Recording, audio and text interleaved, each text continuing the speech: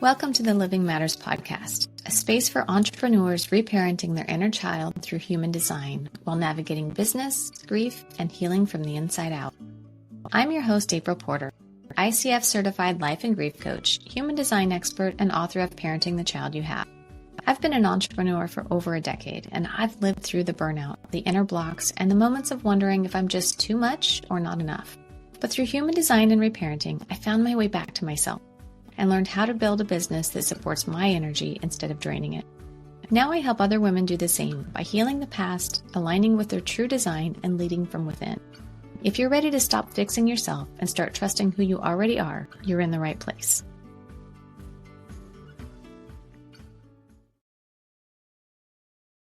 Hi, and welcome back to the Living Matters podcast. I'm your host, Aypril Porter, and today I'm honored to welcome Jonah Dempcy. Jonah is a writer and teacher living in Santa Fe, New Mexico. He's the founder of the High Desert Human Design Conference, which is the human design's largest conference in the world. He's taught on the subjects such as Jungian psychology, alchemical studies, and personality type systems, including the objective personality system, attitudinal psyche, and the Enneagram of personality. And today he is here to talk to us about his new book, The Human Design Cult, which I'm very excited about because I just read this when it came out. And I have so many questions. So thank you for being here today. Thank you so much, Aypril. And I'm really excited to be here. And this is one of the first podcasts I've done about the book. So I'm excited to hear. I actually haven't really talked to anyone who's read it yet. I'm excited to hear your feedback, any questions you have, and to dive into it. I'm a little bit nervous because, it's the first book I've ever written and it's kind of a controversial topic. But for sure. Yeah. I've been around human design since 2015, and I have encountered various different communities within the human design world. And in the very beginning, there were some tendencies to get into groups where I felt like things were very dogmatic and it was very, this or that, you have to do things a certain way. So when I saw your book, I was like super fascinated. And also I'm really fascinated by cult behavior. So both of these subjects, human design and cult behavior, are so fascinating to me. And I think that, I've had some of these conversations with people in the past about, is human design a cult? And I think I have my own personal take on that, but I'm wondering, you've been in this community for a long time. How did your perception of the community kind of evolve over time? Yeah, that's a great question. And I think some context for the book is that it actually began as an essay called Keep HD Cult Free. And that essay eventually turned into the book going one direction, and then also the High Desert Human Design Principles, because each year we have this big conference here. It was my last year hosting it. Next year it's being taken over by Richard Corbett and Brandy Jordan, the new directors. And I have absolute faith in them creating an inclusive and, staying true to the principles that we've laid out.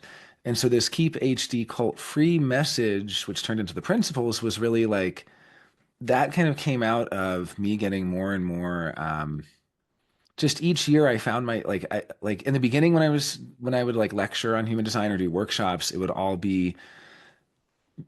just, it was so much more about the material. But then over time, as the years went by, I just noticed that like, wow, like last year or like the year before, all I really talked about was myths in human design, debunking myths, trying to get people to see like prejudices in human design, getting people to reflect on, because I just witnessed like, my views did change. As I was told, for instance, a few years ago as a generator, this was not just told personally, this was actually at another human design event I attended.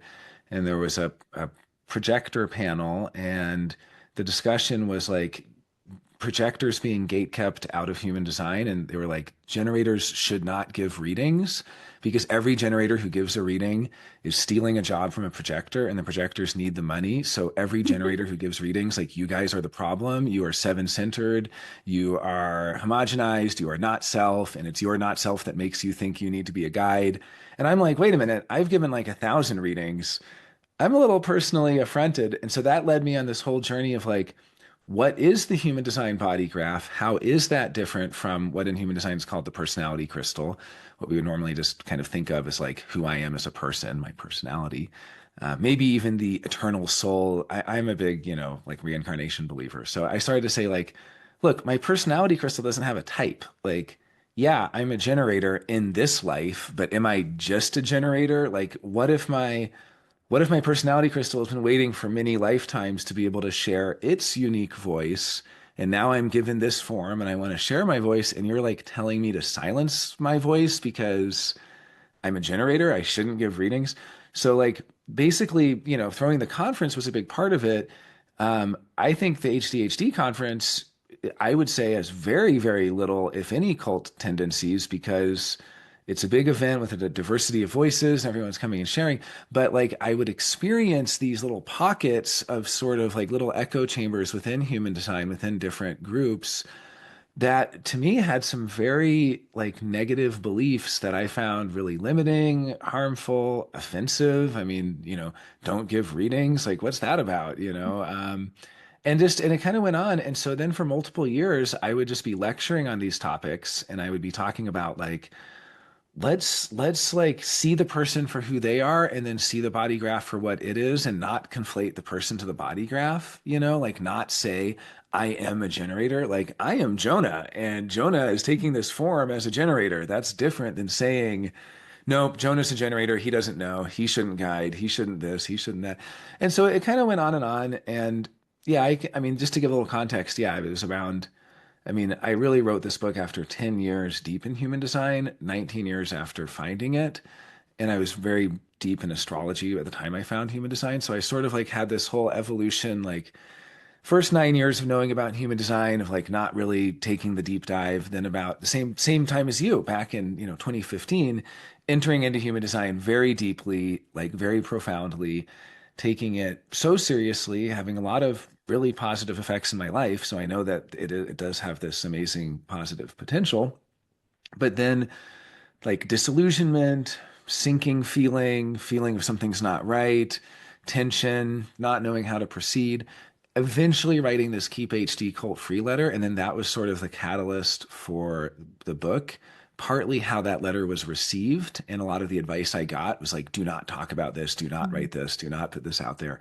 And from people I really respected and still respect. I mean, mentors, figures in the community who like really discouraged, like don't say the C word kind of thing. And so then I was like, I want to say that word. I want to actually let's talk about it. Let's get there. Let's go there. So yeah, I mean that sort of gives a little bit of the story of how I got to this place. I definitely did not think if you would have asked me a year ago, like, hey, are you going to write a book on human design cult tendencies? I'd be like, no, no, that was nowhere in my consciousness at the time. I mean, of course, the question does come up, like you said, you get the question, but I always kind of said, well, no, it's not a cult. It just depends what you use, and that's still kind of my answer. I guess my answer now is more just like it is a cult if you make it a cult. Like it is Mhm. a cult if you take it as in a way that results in control, basically. Because people have asked me like, what is a cult? And I just say it's a belief system or an organization that exerts a high level of control. Yeah. And if you really are taking human design as a tool of empowerment, like we talk a lot about in human design communities, if you're taking it as a tool for surrender, which is another big word in human design, Mhm. that doesn't sound very culty. I mean, that sounds great. So Yeah, and you talk about that in your book too, because one of the things that Ross said was just go live your experiment, go try it, right? yeah. And I was really interested and fascinated by how you brought that in and said, well, yeah, but look at how the community is using this. Yeah, if you take that literally, then there's no chance of it being a cult. It's like impossible to be a cult if you really take seriously that each person has their own, inner authority in, human design terms, their own empowered ability to, and then if you personally are like not trusting what Ra said or not trusting what others said, you're just experimenting and trusting yourself. That's amazing. I mean, I think that's where I would get into these disagreements with people where, I would say, like, I'm trusting myself here, and then almost be told. There was one particular conversation that I had with a potential speaker. It was former attendee of the conference who wanted to speak one year. And he said, we had about an hour conversation. And it was like a heart to heart. But just a few of the things that happened during that conversation, he was telling me that he wanted to host an immersive human design experience at the conference, which we love. We always would do aura experiments at the conference. And like this, I'm totally into. But then he told me, having experienced doing these in the past, that it's difficult because sometimes you have to, well, first, I mean, it sounded great. He's like, you have to create a container of intentionality where within that container, people are on the same page of what they're doing. I'm like, this is great. Like, I love this. But then he's like, you sometimes have to kick people out. And I'm like, okay, well, yeah, if someone's being really disruptive or, and he's like, yeah, like for instance, projectors, we really want them to not only not initiate by talking to someone, we tell projectors not to look at anyone. And I'm like, so if a projector is like looking at people, like, just a minute here, like tell me more. So we keep going. We talk for like an hour, and he starts to say, so he starts to ask me questions. He's like, "Can I ask you some questions?" And I'm like, "Sure." He's a generator. I'm a generator. And then he would ask me these questions, and I wouldn't answer with an uh-huh or uh-uh, which is what he's expecting. And he would be like, "That's mental interference." And I would say, well, I have a conscience. Like I have a, and I would even say, like, I don't know if I'm comfortable with the way you're describing this. And he would say, well, that's just the mind talking. I don't want to hear if you're comfortable or not. I want to hear uh-huh or uh-uh. And it felt very controlling because he would be like, can I do this? And I'd be like, uh-uh. And he's like, okay, well, I will accept that, but I won't accept like a reason or a feeling. And he even said it's very mental. And I just replied, I said, to me, I don't think it's mental interference. I think I'm having an emotional issue here. To me, it's not really the mind. It's more like if I were to explain it somatically, it's like a sinking feeling and a little bit of like crestfallen disappointment in our inability to communicate clearly. And like my conscience is sort of feeling like this might not be an appropriate thing. It might be controlling to people, or it might be divisive or harmful to tell them that they can't look at each other or that they can't. And I'm like, I just have a problem with this. And he's like, well, all I'm hearing is the mind. And I'm like, okay, well, we have a communication breakdown then. And then he said something really interesting. And that was really a very catalyzing moment to me. He said, well, I've been to the HDHD conference and I saw a lot of not self. And I'm like, well, what do you mean? Like, how do you see that? Like, I don't look out and see not self. I see the world and people and friends and strangers and but I'm like, okay, how do you see that? And he goes, well, your first day, like you should start with an immersive experience on day one. And our first day of the conference, what we would always do, this is like our tradition, we just have like a big picnic. It's like our first day is like very easy. It's like 10 a.m. at this big park with big trees and shade. And we put all these, we've done like fun things before, like have like a right variable chill out zone and left variable frisbee. And we've had projector zones and different, I mean, it's like a meet and greet, and Mhm. everybody just has a chance to meet each other because we had 148 people. I think this year was closer to like 125, but we were in that range of, it's a lot of people. I mean, you need to meet each other. So we have a couple hours and we have like non-alcoholic beverages and snacks, and we did a hat making this last year. We made these fun hats I have Oh, that's behind. fun. Yeah, and so like, and people could wear them the rest of the event. And to me, it's just like a very wholesome community event. And he was like, so let me ask you a question. At these meet and greets, you have a lot of projectors there, and they're walking up to people. And I'm like, yeah. And he's like, well, who invited them? And I'm like, I invited them. I invited them through the website saying that we're an inclusive space and that all are welcome to join. Like, he's like, that's not an invitation. That's not a formal invitation. Like, you're not. And I'm like, he's like, and you have generators there. And like, what are they doing? And I'm like, well, they're hanging out and doing generator stuff. I don't know, running around and talking to people. And he's like, that is the not self. And, if his beliefs aren't harmful to anyone else, those are just his beliefs. That's fine. I mean, people can as part of the experiment. Like if his beliefs are that he should behave in a certain way with a certain level of behavioral control of himself that he calls surrender, who am I to say that that's bad? Like he should do that. But the moment he starts saying that 150 strangers at my event, who I have personally witnessed being like good people and awake people and aware people, that they are like not self, that they are homogenized. I'm like, no, this is like a very differentiated group. Like people have such different opinions and views, and they're all like in their own things, and like there's very little conformism. Like, so why would you call them homogenized? Why would you call them seven centered? Is another big like slam. Like there, it's Mhm. like a seven centered thing. We've talked about this at HCHD. We said like, well, sitting in a room, everyone looking at one person talking is very seven-centered. Like that's what the idea anyway, because it's like this older historical thing. So let's do a range of experiential events. And so we have experiential theater and we have panels and group discussions and we have small groups. And I mean, so I'm totally open to like, let's do something different. Let's not be another homogenized conference. Let's not be another, if you want to call it seven-centered, I don't use that word, but meaning like old-fashioned kind of older way of doing it. Sure, let's do something new, but calling a bunch of people you haven't met not self is not okay with me. Yeah. And that really led to like, okay, well, what is okay with me? What do I want? And so developing this, the principles of the conference and talking about it more. I also didn't feel okay doing the conference this year without making everybody aware of where I was at. So I did these 3 Zoom sessions. And in those sessions, I said, look, I'm going to actually be lecturing this year on a lecture called The Human Design Cult. So I had the name for the lecture before the book, and the book ended up having the same name. And then people are like, well, what does this mean? And I said, I'm going to be looking at human design through the bite model, which is like a widely accepted model of cult analysis. I'm also going to use the Lifton model. I'm going to literally just do a presentation where like all the slides are just like, it's basically like what's in the book. Like Hmm. these are the aspects of cult control. Like let's rate ourselves, how much we're doing these. Do we do these to ourselves? Do we do these to other people? And, a lot of people were like, wow, like that's a really big topic. But I wanted to be clear because I didn't want to bait and switch anyone at the conference. And they're like, well, we came to a human design conference. We don't want to hear this guy rant about cults.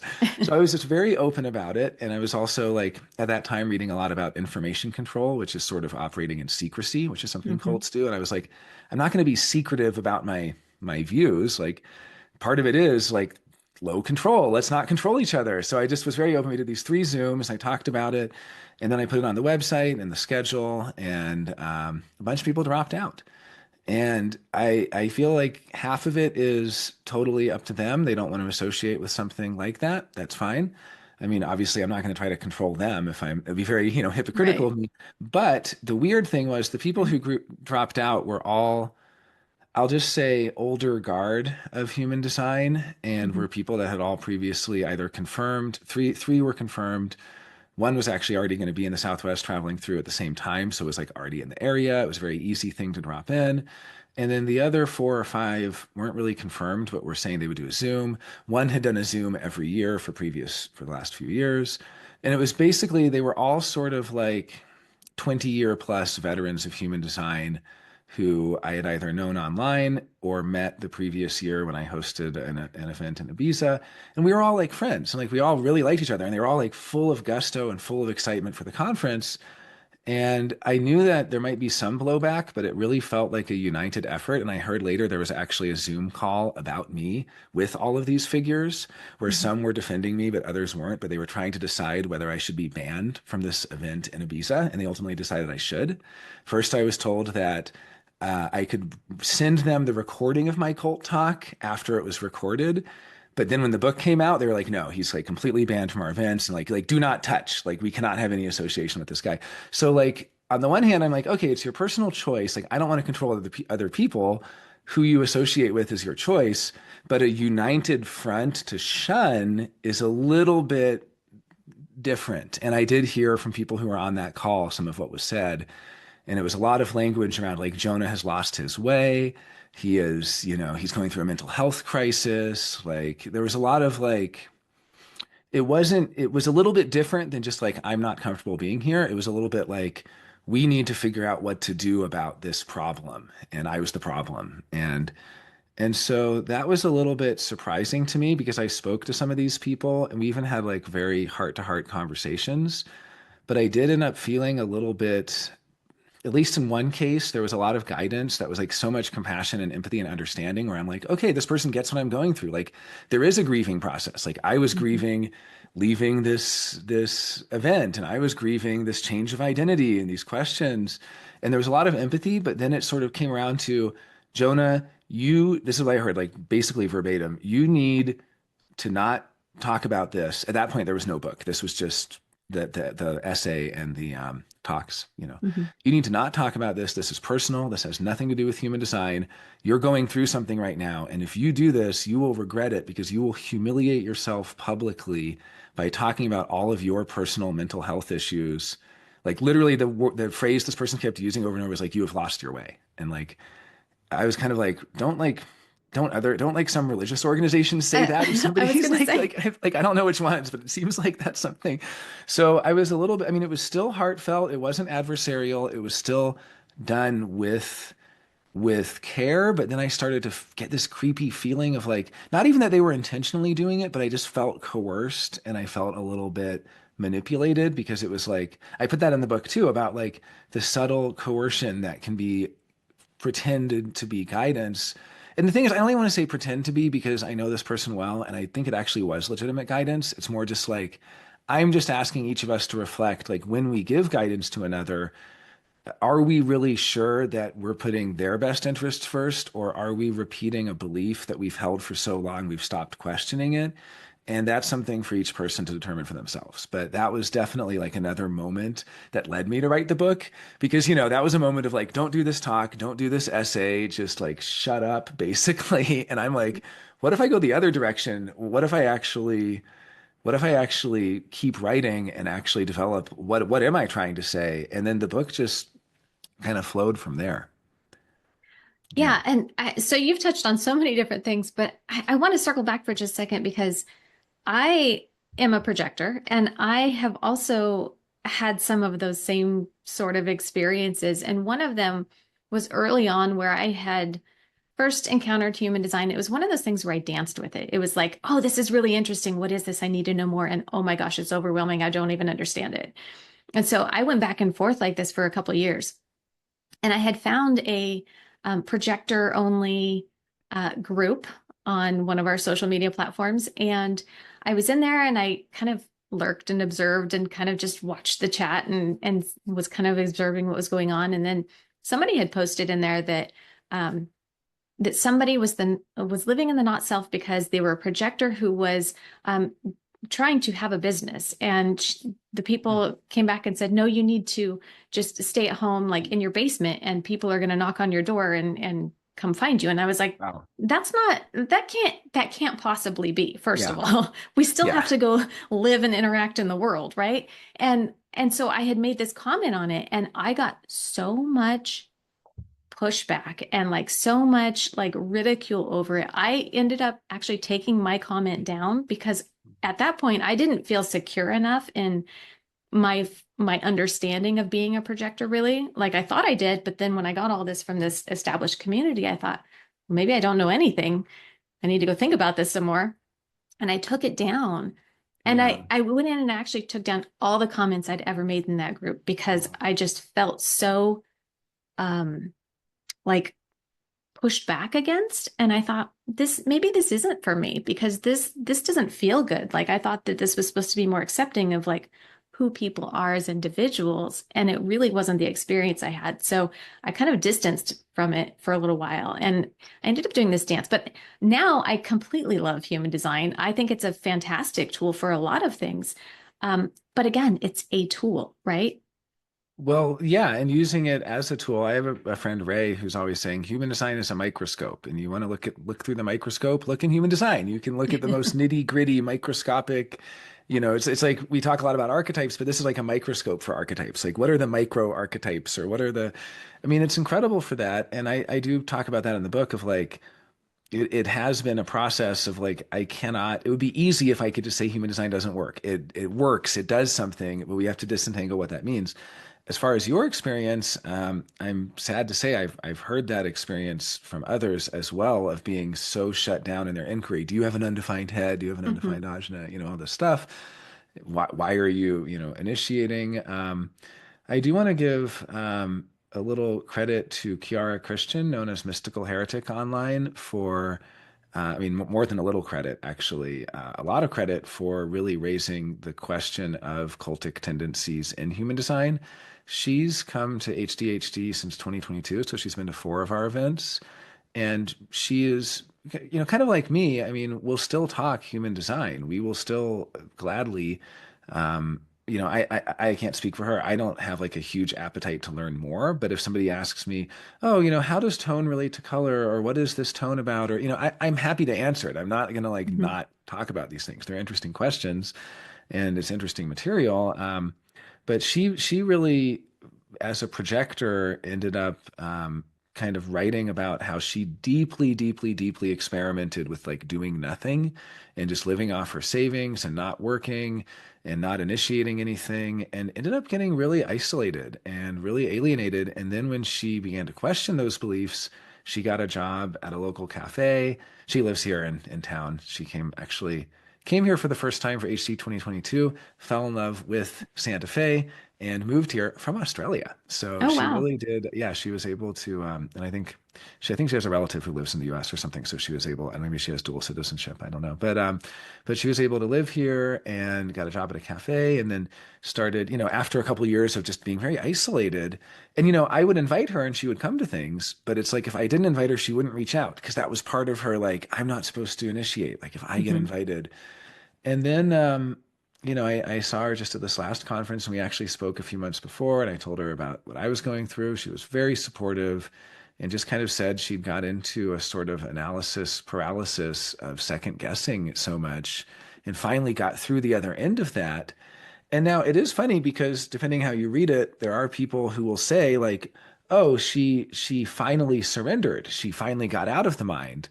And I've been told that as well, like, "Oh, you're finally living your design." But I'm like, well, I don't know. It's an interesting question. I mean, it's everyone has their own views. I kind of see it more as it is definitely worth asking ourselves where we put our energy, what we say yes to, how do we make decisions. It's worth the somatic component. It's worth asking ourselves what's really going on and noticing like feedback mechanisms of the body and of reality itself that sort of give us feedback. Those things are all incredibly valuable. But I do think there are beliefs that can set in, like I am not self if I initiate, or I am not self if I, or I guess for a manifester that they're not self if they don't inform, or if they're maybe they're like an emotionally defined person, they need to wait a certain amount of time. I've heard a lot of policing of that. Well, you didn't wait for your wave.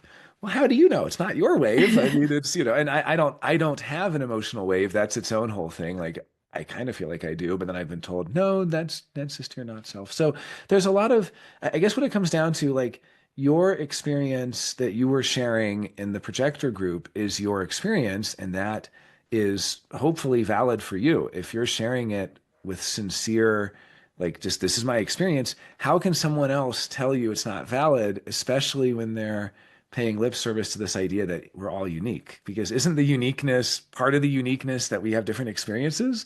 So I'm reminded there's a quote, I don't know if I put it in the book, but it's one of my favorite quotes. It's from John Stuart Mill, philosopher from the 1800s. And he said, in arguments, we tend to be right in what we affirm and wrong in what we deny. And to me, that just means like if I say, as a generator, I learned that this works for me. I'm right about that because I'm affirming it. And if someone says, no, Jonah, that doesn't work for you, well, they're probably going to be wrong about that because how do they know what works for me? And then similarly, if they're saying, like the guy I mentioned or the person I mentioned who is like, um, you know, to be a projector, you shouldn't even look at someone else. To be a generator, you should just truly wait. Well, who am I to say that that's wrong for him? Like that is something that he has found that works for him. It's really the problem is when he starts saying everyone at my event is not self, or when I start saying he's a cultist. And that's why I'm not saying he's a cultist because I really don't know. Calling someone in a cult is just as bad of a label as calling someone not self. Like it's a way of, it's like name calling. It's like it's an ad hominem, attack. It's just a way of like silencing them.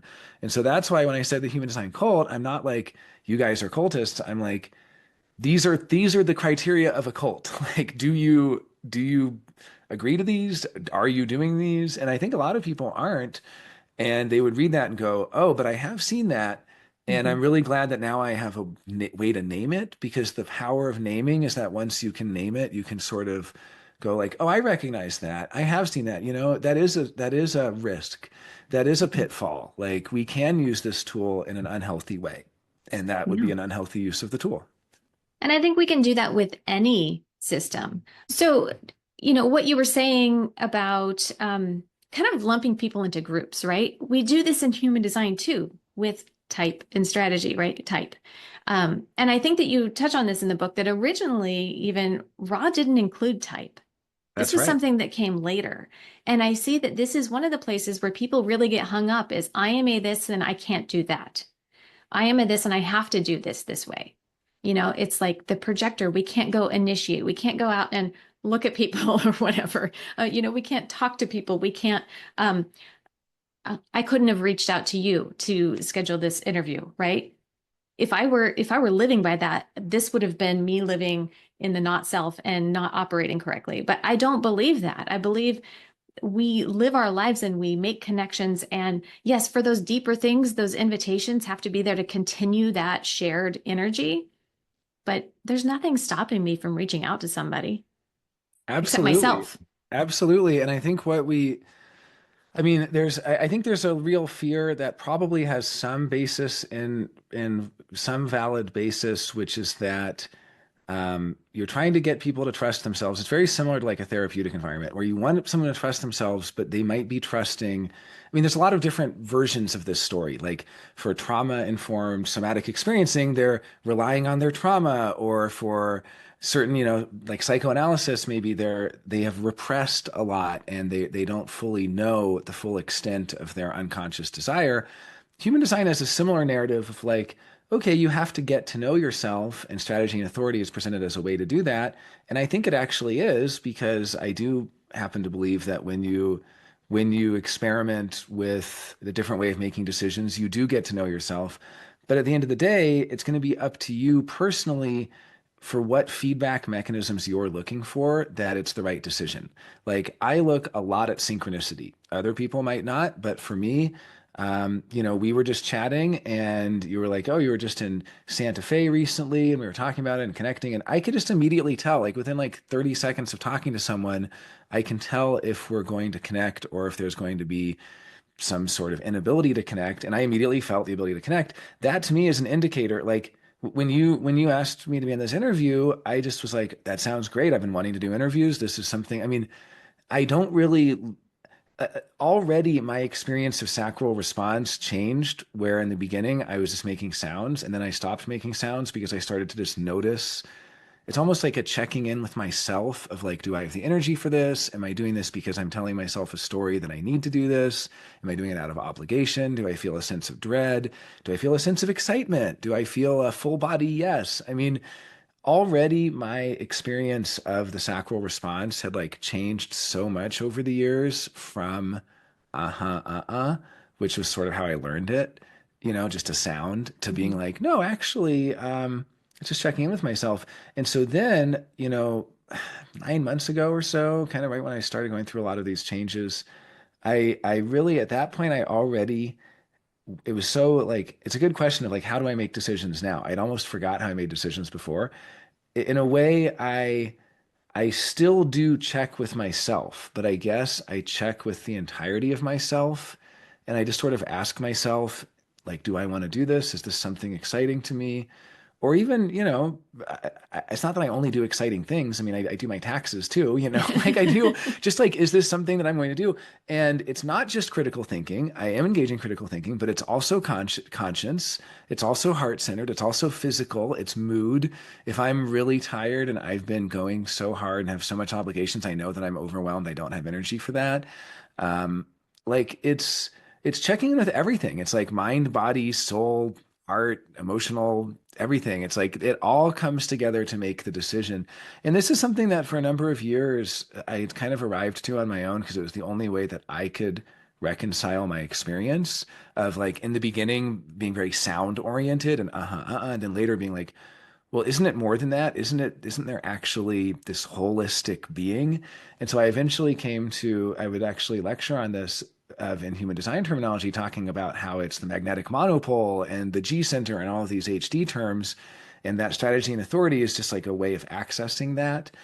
Um, but yeah, I guess I'm just saying, like, when you asked me to be on this, I, I basically said yes because I felt I have energy and so on. But then when we met, I immediately had this feedback mechanism of like, oh, that was a good choice.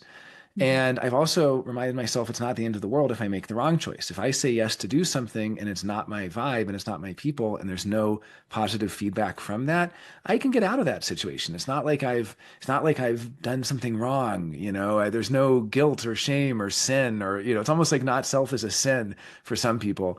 And I had to kind of go through that process of first being really extreme about like, I don't want to sin. I don't want to do the wrong thing. I mean, there were some things that were harder to overcome. I slept alone for 10 years and that was pretty extreme. Like I like religiously slept alone.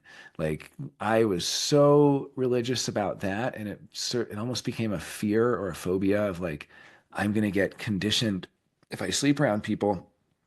And it's been really a trip. I have a wonderful partner now, Lena, who I love with all my heart, and the book is dedicated to her. And we now sleep in the same bed together. And it was my first experience sleeping next to somebody in 10 years. And it was like a cathartic experience of like almost like overcoming. It's almost like an agoraphobia or something where you're like afraid to do something and then you do it and you're like, oh my God, I'm okay. Like You I'm survived. fine. Like, why did I think I wouldn't be okay? So it's been, yeah, but I guess just as far as like, I do think there's great value in looking for feedback. I love the work of Carl Jung. He's always looking to dreams and looking to synchronicities for feedback. I do think, yeah, if you're in a psychoanalytic framework, you look for certain feedback, like you try to engage with the unconscious, journaling, writing, meditating. Some people meditate a lot. Um, I had just finished doing, so just yesterday was the last day of the Living Astrologies conference here, run by my dear good friend Jason Hawley, and it's his first year doing it. And he had come to me and asked me for some advice on the conference and so on. And I told him what I could, but then I was kind of like, oh no, his conference is like 2 weeks after mine. I'm going to be too tired. That was kind of a mental story. So there is some value in like asking, like, is that a mental story? I don't think that's a terrible question. Mhm. And then as it went on, and especially after my conference, I was sort of like, okay, now I can actually really fully engage with his. Now I have more bandwidth, more energy, more attention I can pay. And then I was like, Jason, what can I do? And he's like, well, I really need a sound guy. And I didn't have some sacral, uh-huh. It was more just like, I knew he's my good friend. I want to see him shine in his first event.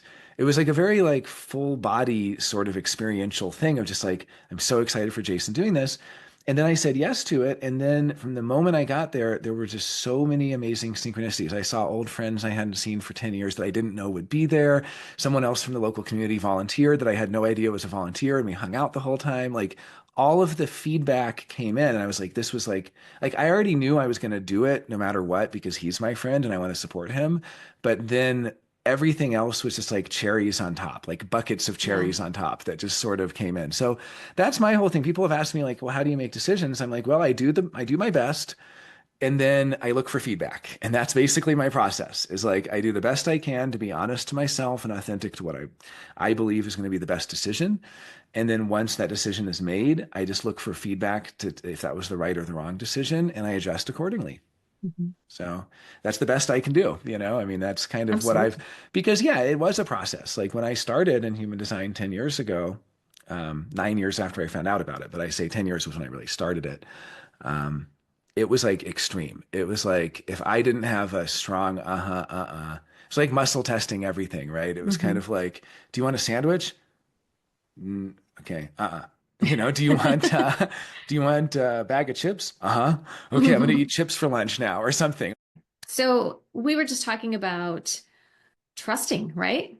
Yeah, Trusting, right? absolutely. Trusting ourselves. And I think that that's what human design helped me with. Like, I think that I trusted myself, but it gave me different language for it, right?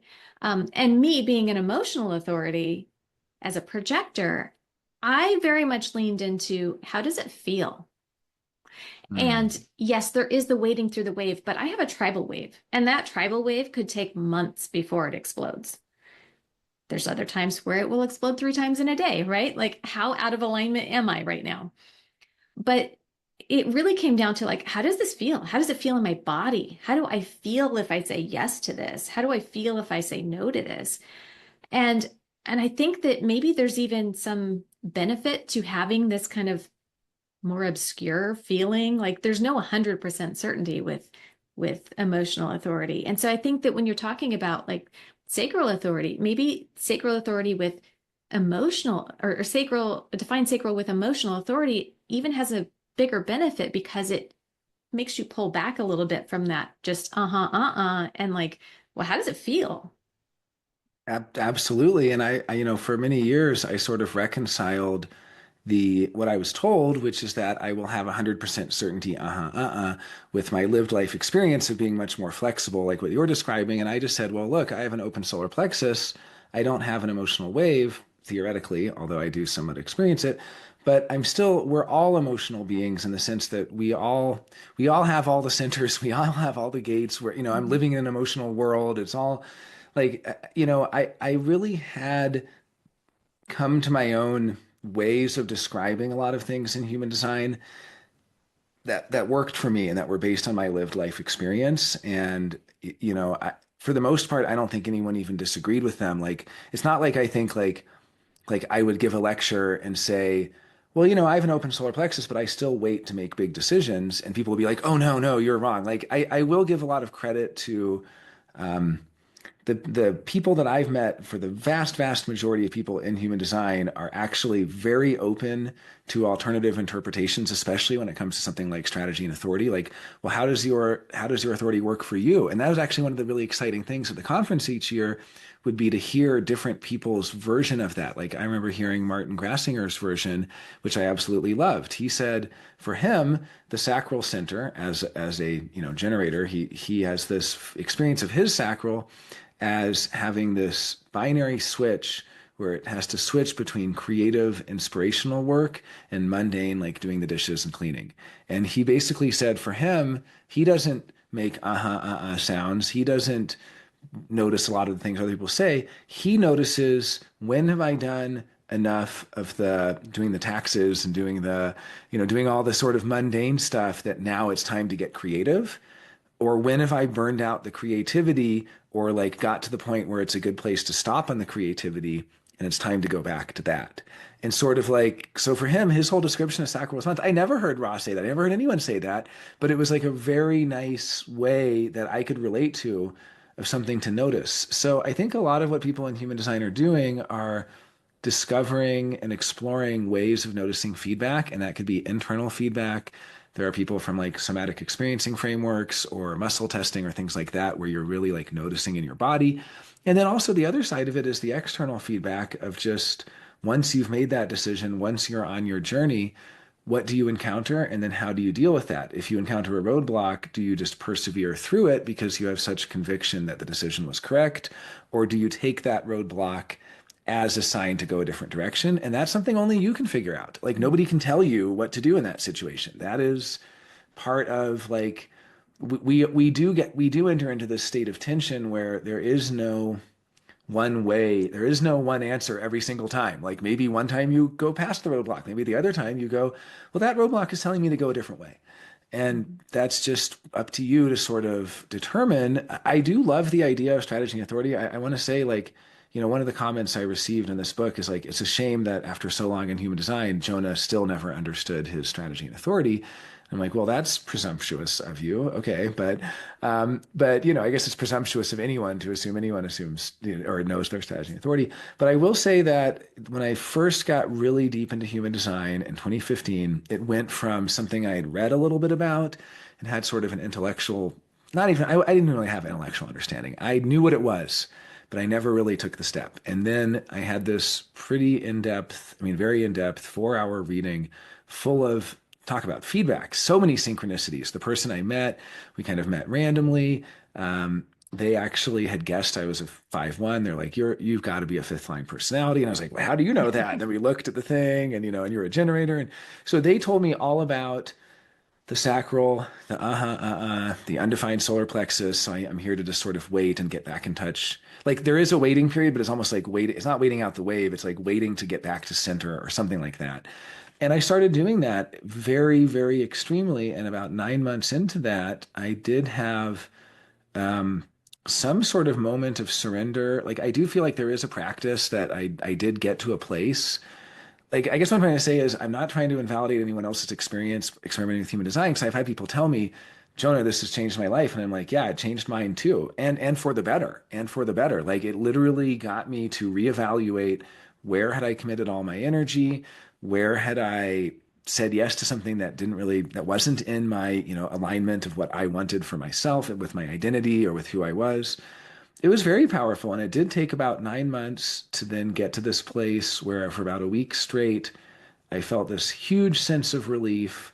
I felt like I didn't really have to think about much of anything. It was freeing. It was incredible. I mean, I was in a very, very nice state. Like I felt physically relaxed. And that kind of faded like all experiences do, but I retained some of that moving forward. I never forgot it. And it was something that I'm really glad I experienced. And I think it was really only years later that I looked and I thought, okay, wow, I'd had this alive, living experience of engaging with my life in a different way. And that living experience was so powerful for me and it was amazing. And but now here I am years later. Yeah, it's like we can have these experiences and they can be transformational and they can be alchemical and they can be all these things. But then later something is like you have to keep living. Like life doesn't end there. And then what? And then I had all these beliefs. I'm like, well, why do I have these beliefs? That's when I began my questioning journey more. Yeah. And it And was a process. Yeah. I think that that's just being awake, right? Like we keep questioning, we keep wondering, like, is this it? Is there more? Is there another solution? Is there another way of seeing this? And when we Yeah. stop doing that, we get stuck, we get stagnant. And I think that that's kind of what can happen in any system, really, right? If we lean too heavily on it and we say, well, this is the way it is, and it has to be this way because these are the rules. Well, where is our agency? Where did we go? We just lost ourselves. And it's, like I keep saying it's a tool, right? It's a tool. And sometimes we need to come in and we need the sledgehammer, right? Like we need the thing that really kind of changes everything for us. But then there's other times where we need like the chisel, right? And so there's different tools for different applications. And that same tool might be applied differently for you than it is for me, right? It might be the chisel for you and it might be the sledgehammer for me. Hmm. But Absolutely. Yeah, very well said. Very well said. And yeah, and I mean, yeah, like this is why I think the book name and the book cover don't really do justice. I mean, I wasn't exactly sure how to present like I called it the human design cult because the main focus of the book is let's look at human design through the lens of cult frameworks. But then people said, okay, so you believe your time in human design was wasted? I'm like, not at all. Or like, so you are no longer part of the human design community? I'm like, well, yes and no. And there has been a process of navigating that because have so many close friends through the human design community. I plan to be at the HDHD conference next year. Maybe I will lecture again on the human design cult 1 year later. What was the community feedback? What are some of the things I heard? What was some of the repercussions of this book personally, and also just things, other viewpoints and discussions. I mean, I love the human design community that I have here and the personal friends I've made through it.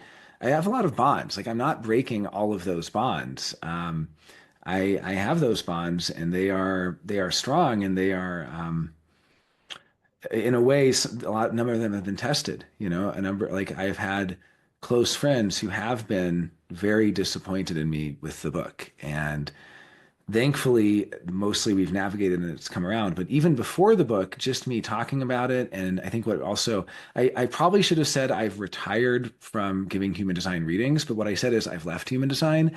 And then people are like, well, does that mean you're not going to talk to us anymore or something? Or, I have a really good friend, Mike, who we've been best friends since before human design and through human design, and now kind of after, at least in my case.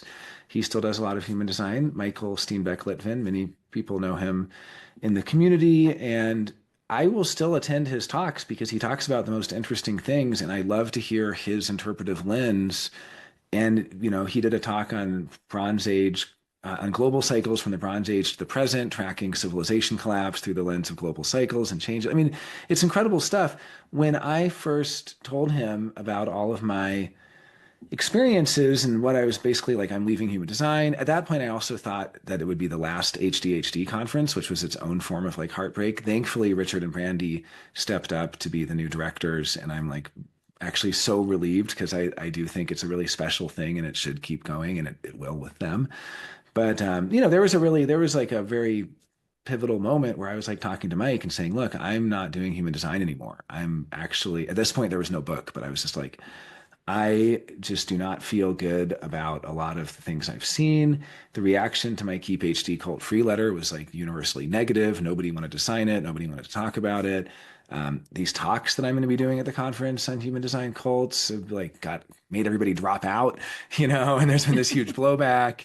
And I was just like, I just can't do this anymore. And then, we had about 2 weeks of very touch and go conversations, and then we eventually went to our favorite like taco night here in Santa Fe, and we just like talked for like 3 hours and really hashed it out. And I got to hear some of his sense of betrayal that he had gotten so into this because I'm so into it, and and also his sense of feeling accused because he was like, Jonah, you have been the most extreme. Like I have been saying for years some of the things that you're now saying, and so he actually felt almost a sense of it was a lot of emotion, but he felt a sense of like vindication and sort of that actually he had gotten through to me somehow. Like for many years, he'd been saying like, no, no, no, it's not that extreme, or like you don't have to worry about sleeping in bed with someone, or you don't have to. He's also a calm eater, and I would always eat alone, and he'd be like, Jonah, you can eat around people, like it's not the end of the world. Like, and I'm like, no, I'm a calm eater. I'm going to eat in my calm space. Hmm. But it was really there definitely was. I mean, he's somebody I just know and let's just, love like a brother. And we lived together in Seattle, and then he moved and I moved, and then we ended up back in Santa Fe together. And it was like this great like reuniting of one of my best friends in the world. And it definitely was interesting to go through. Like he is still a teacher teaching human design, and he is very deep in human design and lecturing in human design. And that is a huge part of his life. And it's no longer a big part of my life. It's, I'm moving into other areas. I'm doing a lot of work in personality typology, and I'm sort of moving into other systems. And yeah, it was just, an interesting thing just to see like, yeah, I guess there are a lot of, I didn't really know. It was such a personal experience of my own to come to this that I didn't really know all the feelings other people would have.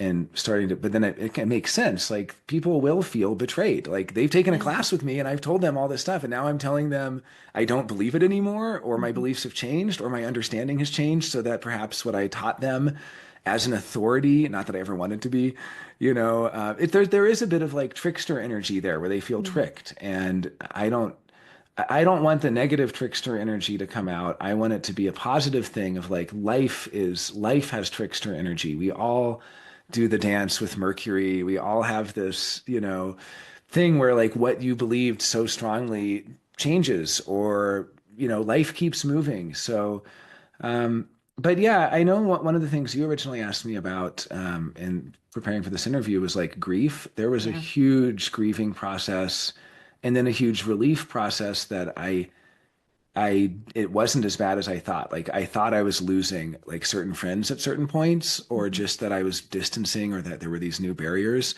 And then it just took time to sort of work through some of that. And so like sometimes it took like 2 weeks, or a month, but there would be these like distance and almost like betrayal feelings, like I betrayed them, and then reconciliation and healing.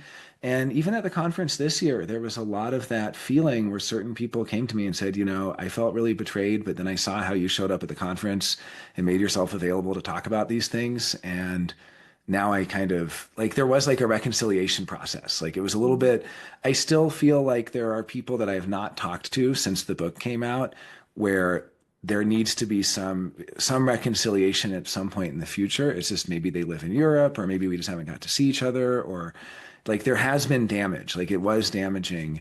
But the biggest grieving process I went through was feeling that the High Desert Human Design Conference wouldn't happen anymore. And I was like crying tears of joy when Richard and Brandy agreed to take it on, because, it's a big undertaking and I didn't want to put that on anyone, but I'm so relieved that they did. I invited them. I asked, well, first I asked Mike because he's my best friend and he's like, no way, there's not a chance I'm ever going to do that. Then I said, Mike, do you think Richard and Brandy would be good? He said, oh yeah, they're the best. That would be top choice. And so Mike and I were both like, well, they're our top choices. And so I asked them and they said they didn't know because, it's a lot to do. And then, some months went by and about 2 or 3 months later, they came to me and said, we'll do it. And I just had such a sigh of relief of like, because it really was kind of my baby that I made this event and I put so much blood, sweat, and tears and love into it. Yeah. And certain people that I only would get to see once a year that I'm so happy to see. And it was like, there was kind of heartbreaking to be like, wow, I'm no longer going to be able to just to be a part of this. And now I think that that's not the case, that it actually is happening. I mean, I know it's happening next year. I'm going to be there next year. Like it's changing and change is always scary, but it is continuing. But anyway, I know that was Yeah. kind of rambling, but if there's anything in there you want to talk more about, I know you had asked me about the grieving process, and it was definitely a big part of it. I mean, grieving my old identity, grieving, my even just being a leader in the human design community, like I'm no longer that, and the change of identity was definitely a process.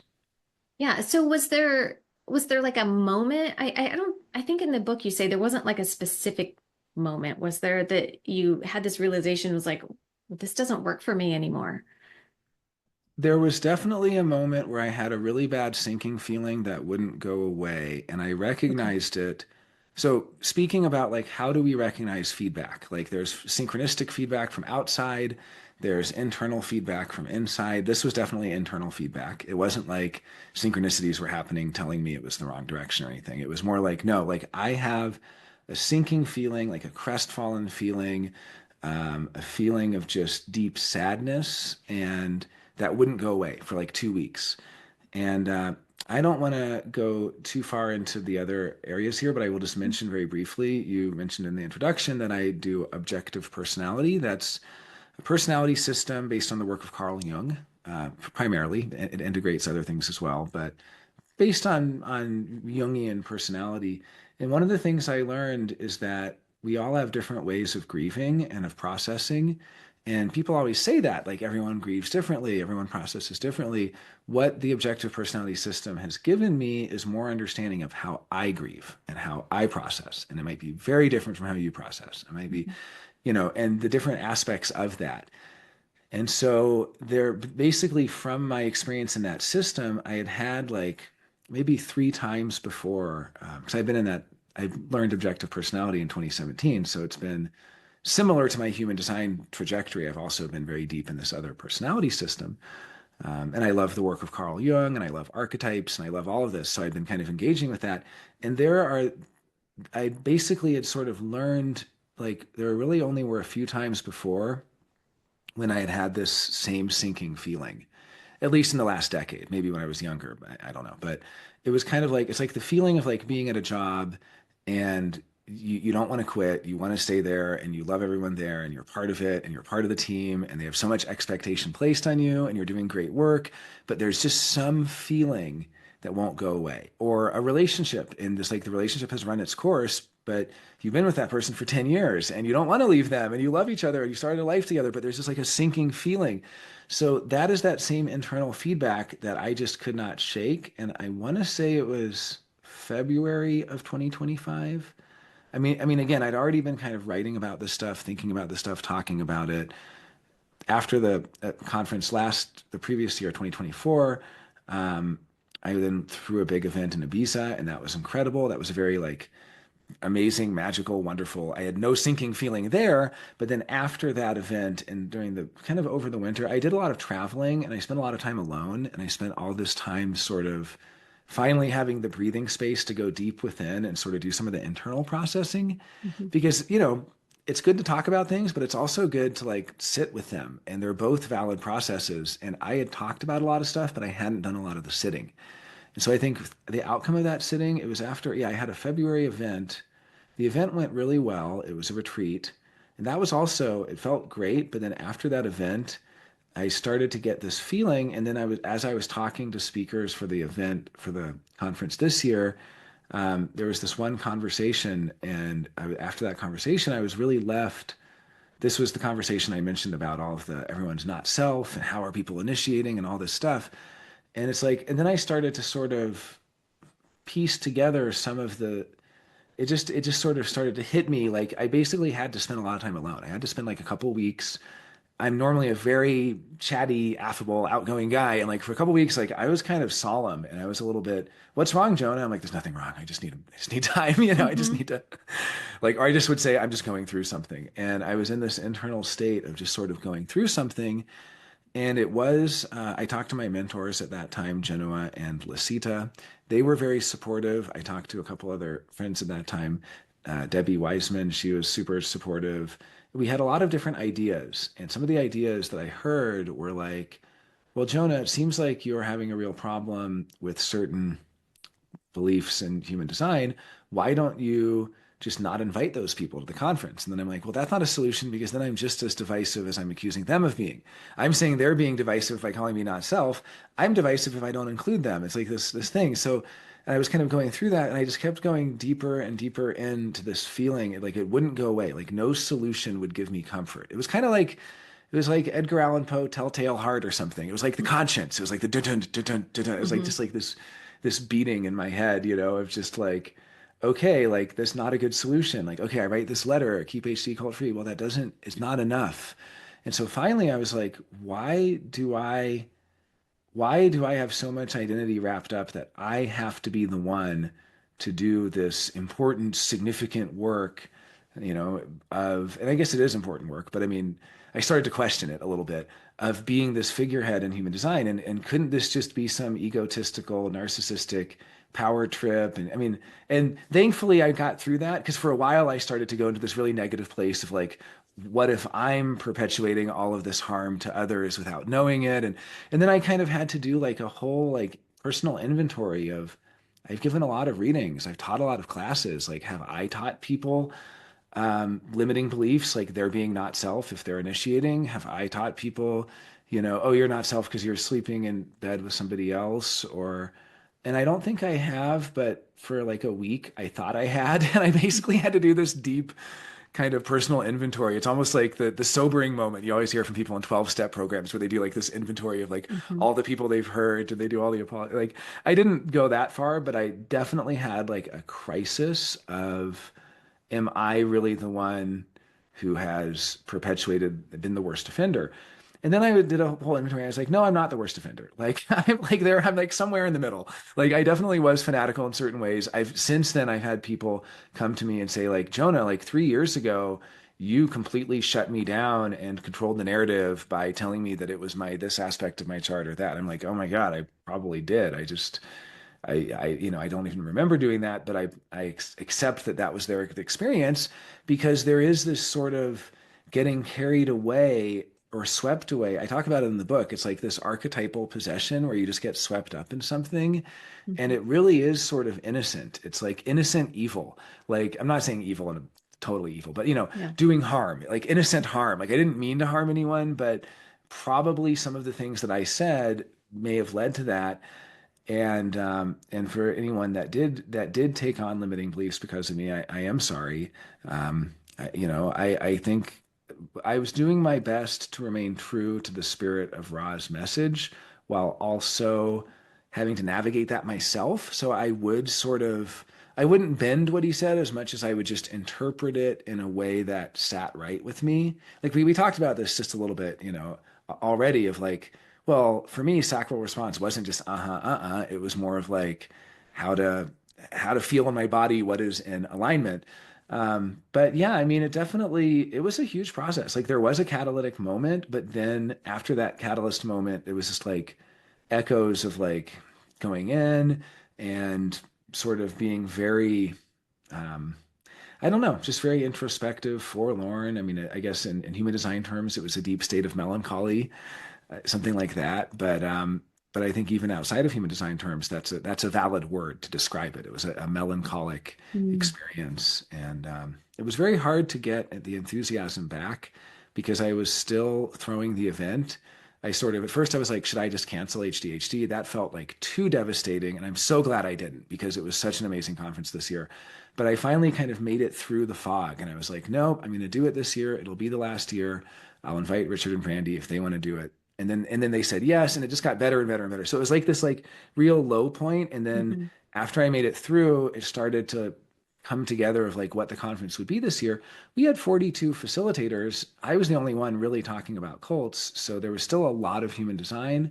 But because of my book coming out and things like that, I think a lot of the presenters even came to me and said, because you're talking about these things, I am now incorporating that into my workshop, or I am now, and again, I don't want to take the credit for that. I think this is something that like the community came around to, and I just happened to be um, the person that if because I threw the event, it's almost like I could make it okay for other people to talk about it. I think even my good friend, Orion said 2 years ago, I was really worried about you, Jonah, because you seemed very inflated in this sort of like high on almost like spiritual, like elitism or something. But he's like, but I didn't feel comfortable talking to you about that. And I didn't feel comfortable talking about that in the community. Now that you've written this book, he actually did a whole session where people were sharing on kind of some of these topics. So, I mean, I definitely don't take credit for that. I think it was more just like a breaking point. And I'm just really glad that it could have gone another way. It could have gone the way of like not doing the conference this year and not talking to these people. And that would have been like really shattering to the community. But instead, we had over 100 people here in Santa Fe, and they were all talking a lot about it. And I even had people say it like, Jonah, I've been in a real cult, and human design is not a cult. And I find it offensive and downright offensive that you would say it is because I came Mm, from a cult and you're diminishing my experience growing up in a real cult. And I had to accept that because I don't want to then invalidate their experience. Like I had to yeah. just listen and say, I accept that you do not experience it this way.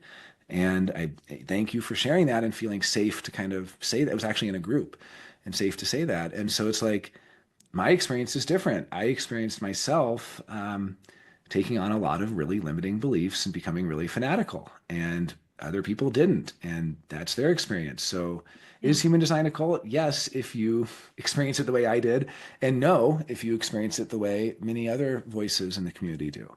Mhm. So it's not one thing. Yeah, and it's kind of interesting because, I think that we hear a lot of talk about, Ra had to be the one to bring this forth, and he spoke to the not self, and that's what all the language is targeted toward. And, then we have other people who have brought the language, evolved the language, right? Like Karen Curry Parker and such. Mhm. Um, and Ra was a fifth line, right? So we talk about that and being that messenger. And also, this book, you being a fifth line, is kind of breaking that door open, right? Like if you've been in the human design world for a while, you've heard these whispers. This isn't like a new concept that is human design occult. Like the whispers have been there for a long time. You just broke it out into the open to say, hey, how are we using this? And I don't think that there's anything wrong with that. I think that when I read your book, I I saw it and I was like, "Ooh, I'm very interested in this. What does this mean?" And I read it and I honestly was like, well, "Why did you call it the human design cult?" Because when I read it, I actually felt like the title could have been Is Human Design a Cult? Because that is Yeah. really the question that you're asking throughout it. It's not you're not giving it the title of cult in this book. You're not. You're asking like what constitutes a cult and does this qualify and how are you using it? What is your experience of it? Just like any other system out there. Yes, yes, so yeah, and just I also talk about astrology there, and I love astrology as one of my first loves. I just came from an incredible astrology conference. I do not think they are in a cult. I don't think astrology is a cult.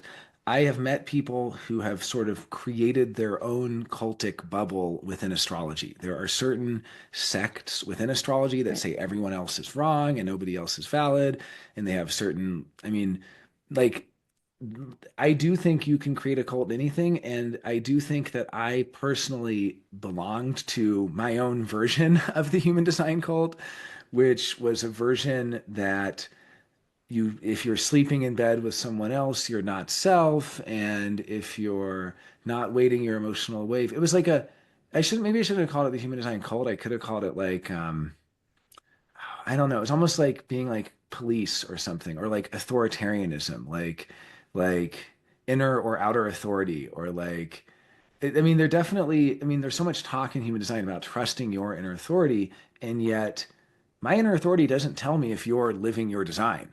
My inner authority can't Yeah. tell me if you're not self or not. I don't even like this term not self. Like it's kind of, it feels icky to Hmm. me now. And for a long time, I actually had a huge shift in how I gave readings. When I first started, it was all like very synchronistic, divinatory, similar to an astrology reading, taking a lot of keynotes of the gates and lines and weaving them together in a story. And that was like this beautiful experience of like, what story can we uncover from the definition, the activation, the channels, the incarnation cross. And then I happened across like 30 recordings of Ra readings, and I listened to them all multiple times. And all he did in his readings at this point, he did introduce the not self at a certain point. These were like his mid 2000s readings. All he did was just rail on the not self the whole time. And so Mm. I was a little scared to do it, but then I just chalked it up to, well, I'm afraid of confrontation and truth. I should just get over it. And I started doing this and having really profound impacts in the readings. And I was like, oh my God, this works. But then I also, something didn't sit right with me there. I remember once talking about the undefined ego with somebody and telling them that at a deep level, this could even be the question of, do I have value? Do I deserve to live? Am I contributing Mhm. in any way? Do I have any value? This person just broke into tears and cried and just and at that point, after that reading, I was like, and that was an in-person reading. After that reading, I was kind of like, I'm not a therapist. Like, I want to give people a tool. I don't want to, you were mentioning the chisel or the sledgehammer. Maybe the not self is the sledgehammer. I don't want to use this tool in a way to shatter people's experience. And I also had a speaker who wanted to do, he's also a 5-1, and he wanted to do the Heretic World Tour together and go to these different places. And he wanted to do all this not self and what he was calling shadow work. I love Jungian shadow work. I mean, I am a Jungian. I've lectured on Jungian stuff. I do all sorts of like here's a great example of Jungian shadow work. Write down all the qualities that you get really annoyed by in other people, and then reflect. These are parts of you that you can't accept, that you have this quality Mhm. too. And like that's shadow work, like integrating some of Mhm. the projections we have on others. What he wanted to do was just like shatter people. It's like he wanted to just Mm. crack them open with the not self. And he's like, I need you to help me with this. And I felt pretty weird about it. And I talked to my good friend Richard, who's taking over the conference, and he was like, "No, Jonah, that is not." He's been doing human design for 20 years. He's a teacher at HD America. He's like, "No, that is not what human design is. Like, it is not here to break people. It is here to and then I was kind of arguing on the other side. I'm like, well, what if they've built up so much of a not self construct? They need it to be broken down so they can be reinvented in this way. And he's like, well, they will do that on their own through their own personal reflection and journaling and in a safe container for themselves. But that is not up to you to do. And it's not a safe container to do that in like 3 to 5 days in a retreat. And so I'm Yeah. like, okay, like that's, thank you. Thank you. Yeah. And I'm not a therapist. I don't want to be a therapist. So, I've gone to a lot of therapists, but I've seen what they do. They've been very helpful, but it's like, I don't necessarily want to do that. So yeah, I mean, it's been, I guess my only point is like, there was a time when Ra didn't use the term not self, and there's a way Mhm. to do human design readings without the not self. And there's a lot of value you can get just from looking at these archetypal qualities that are in the gates and lines and channels. And that can be its own whole thing. And that's how I used to give readings till I heard all these readings from Ra, um, these, cassette tapes that had been digitized, and I'd heard them and I was like, wow, he is just like railing on these people. Like it is kind of, and so then that's how my reading style changed. And it was very effective. I mean, I had people tell me that they had transformational work done. And at the time, I guess that was positive feedback. It's kind of, I can't be too judgmental about either way. But then over time, my readings stopped going that far into the not self and went back into other areas because I sort of found substructure and color and tone and other things that I was sort of relieved when I found that because I'm like, I don't want to just tell people, oh, you have an undefined ego, you don't know your self-worth. That's heavy. Like, and how do I Mhm. know if they know their self-worth? And how do I know if, 2 billion people or however many or 4 billion, 8 billion, 6 billion people in the world, I guess what? The undefined ego is like 65%. So, whatever that is, 5 billion people in the world, how do I know their experience? That's a lot of people. Like, that's a lot of different people. How can I say that none of them know their self-worth? Like, why would I even assume that? Well, and you could say, well, I have a defined ego, and so I should have a good sense of self-worth. But do you know how much work I've done on myself because of the conditioning, because of childhood traumas, because of all the things that we live through in life? It's not that simple. I think that the ego and the emotional center are probably two of the most conditioned places in the entire chart, from what I've seen with everybody that I've done Yeah, readings with. And absolutely. We're told to be certain ways, and then how we navigate how we're raised and our upbringing and things that have happened in our personal history. I mean, something I came up with, I come up with slogans every now and then. I don't really mean to, but keep HD cult free is kind of a slogan. I came up with one just a few weeks ago because I was talking. So two of my mentors are Genoa Bliven and Lasita Shalev, and Genoa is the director of Human Design America and was a close personal friend of Ra and was basically given the exclusive rights for publishing all the human design books by Ra in North America and has been teaching as well for many, many years. And yeah, I mean, since probably for 30 years. And I think Genoa was the first person Ra allowed to train analysts, which was interesting because, other analysts could give readings and stuff, but Genoa was actually the first one to start teaching others how to be human design analysts. And then Lasita, his partner, who's the assistant director at HD America, they've both been my mentors, and I'm very lucky to have had them in my life over these years, giving a very different perspective on human design. And Genoa does not really use the not self in his readings. He doesn't really talk about that at all. He was there when Ra developed that concept, so he remembers a lot of human design before that. He was also there when Ra developed type and profile and strategy and authority and all these things. So he's sort of seen the whole evolution. And so I came up with this slogan because he was giving a talk. He told me, and he did. This talk is amazing, by the way. So I have to get Genoa's talk online. It'll be free on YouTube for everyone to watch. It was at HDHD this year. Genoa gave this incredible talk, and I think the title of the talk, he didn't really tell me the title, but I'm going to say it's Openness, like openness in the human design chart, and keeping up with the times. And I can give a little brief summary of it, but he basically told me the content of the talk before he did it and all the things he wanted to talk about. And I came up with the slogan, either keep the human in human design or put the human back in human design. And that's what I was thinking of as you were saying, like, yeah, defined ego can be conditioned too. And the solar plexus, like we all, we have traumas and we have, like, we are humans, like we are human beings. It's called human design. It's not robot design. It's not circuit board design. It's human design. We're human beings. And so when he told me his talk, I was like, this is very much put the human in human design. And, and he made some really amazing points. And I don't want to, his whole talk will be online, but just like a couple of the great quotes. He talked about how powerful this tool is. He also calls it a tool. And learning all the mechanics of how things work and all of these interesting nuances. And he said, what people don't realize is that the deepest conditioning of all actually comes from within the human design system itself. It's that once you learn to see things a certain way, it's very, very hard to see them a different way. And that the deepest conditioning is like the more powerful the tool, the more it works, the greater temptation to just only see it that way or only use that tool. It's like if all you have is a hammer, the whole world looks like a nail, you know? yeah. And so he's like, I think that was so powerful. Like I've never heard Ra say the deepest conditioning is within the system. I have heard Ra say he's a fifth line, he's a conditioner. Ra has said he's conditioning us to live as ourselves and stuff like that. But Genoa really went that extra step.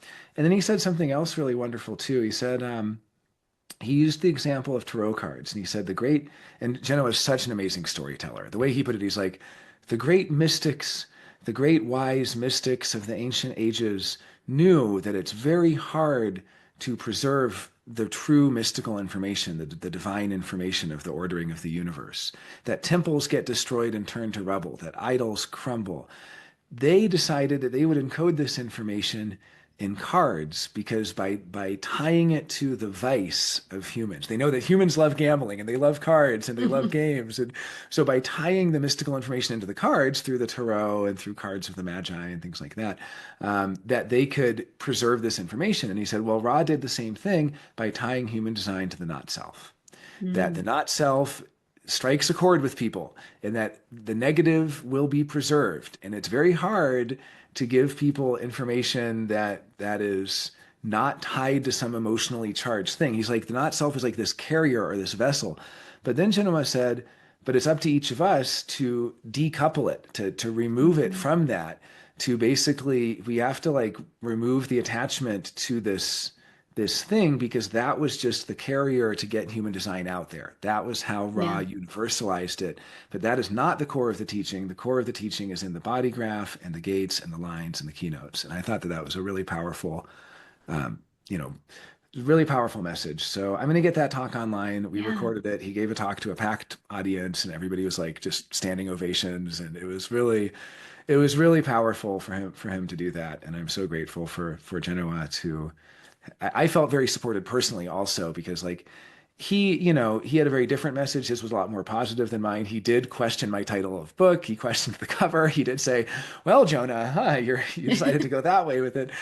He almost sees my way of like, a similar narrative, I think, to Ra connecting human design to the not self. I connected my message to this human design cult with the controversial cover and so on.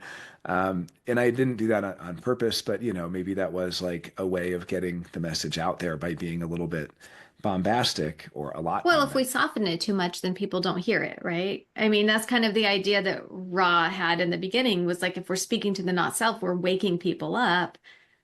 It's Yeah. that's the power of language. Yeah. And that's the envelope. And then it's up to human design readers to then open the envelope and take out the letter. And the letter is the body graph. Exactly. And that's different Exactly. than the envelope. So one last little point I just remembered from, yeah, I mean, it's such a good talk.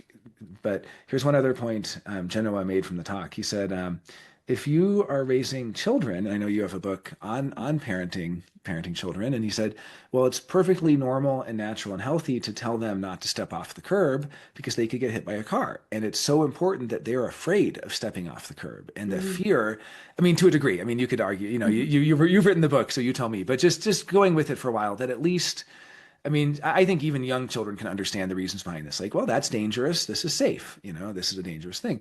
But then as they get older, you don't want them to have all these fears. It's like the fears, you want them just to, look both ways and decide for themselves if it's safe or not.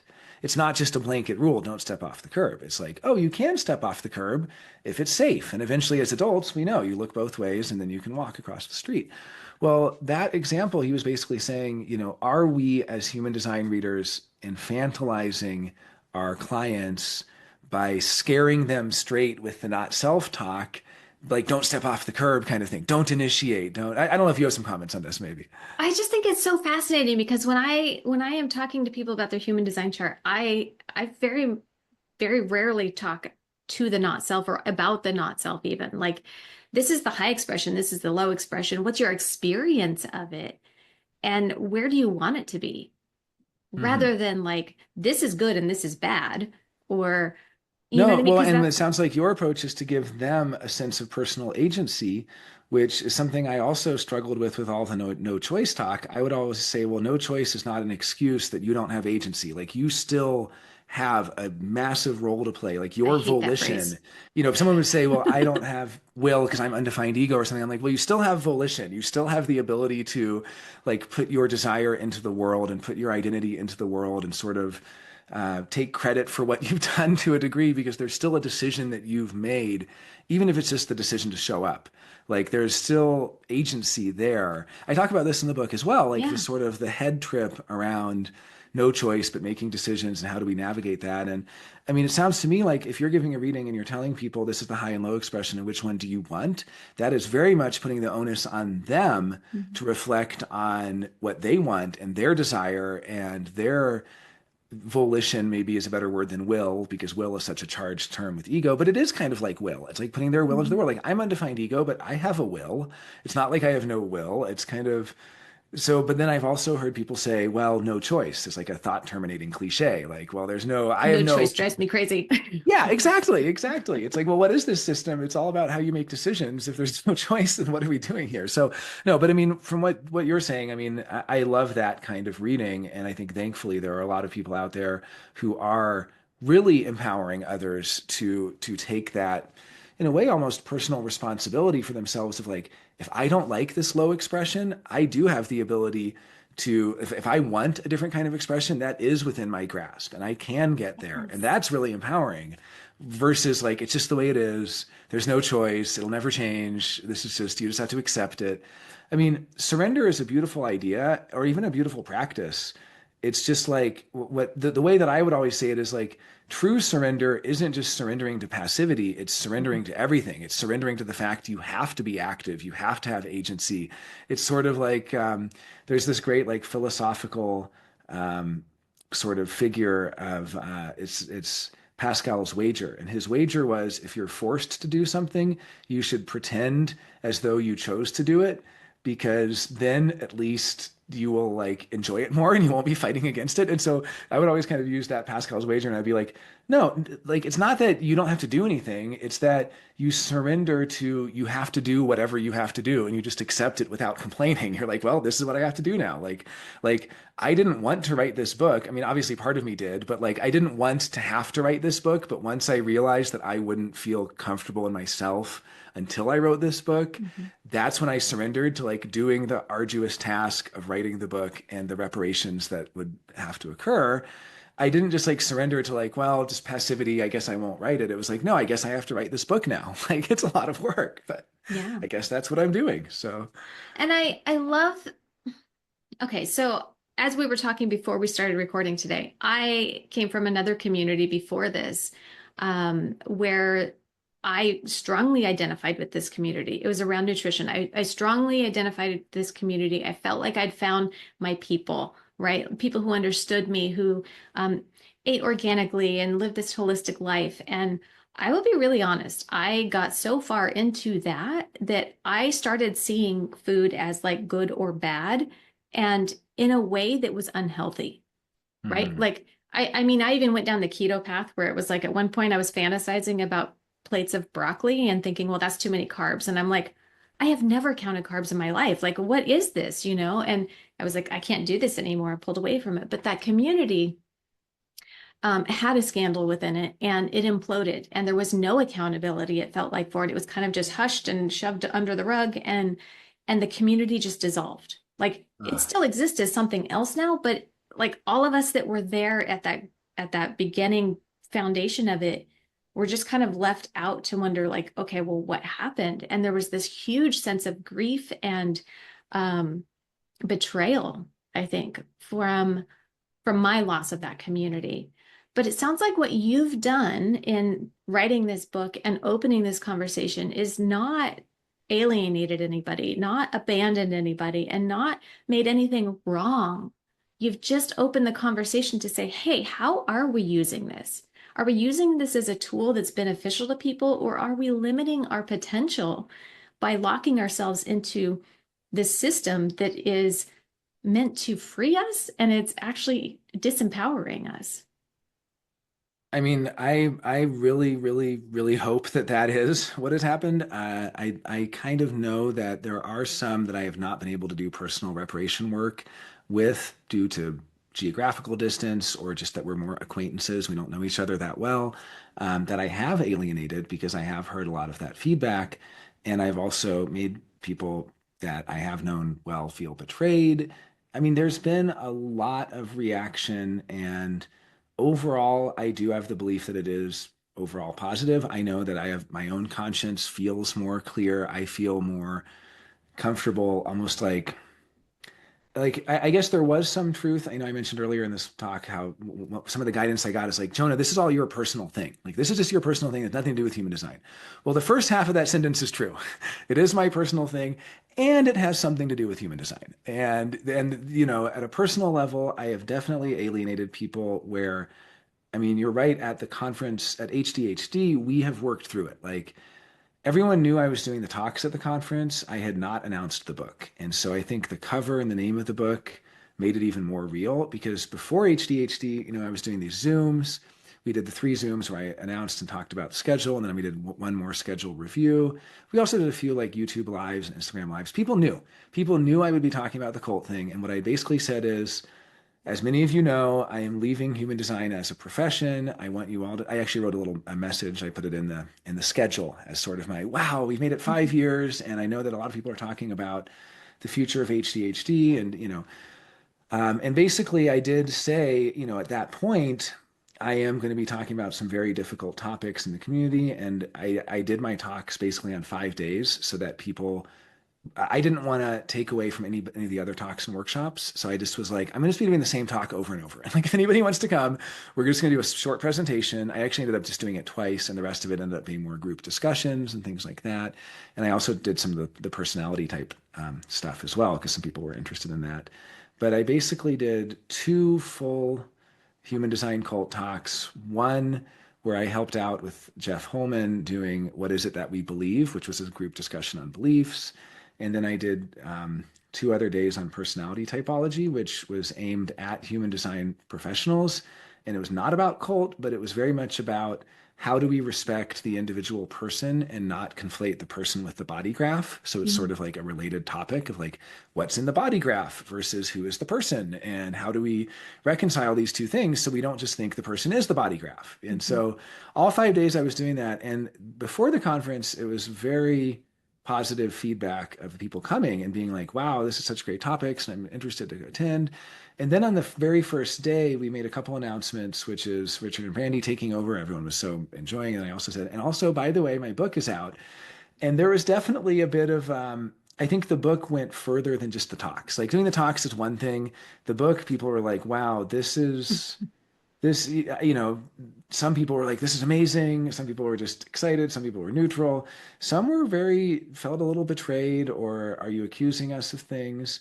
But I think because that was on the first day and we'd sort of set the stage with the talks already and had a number of other speakers who were talking about similar things, like as I mentioned, Jeff was talking about our beliefs and what is it we believe, and let's explore these things.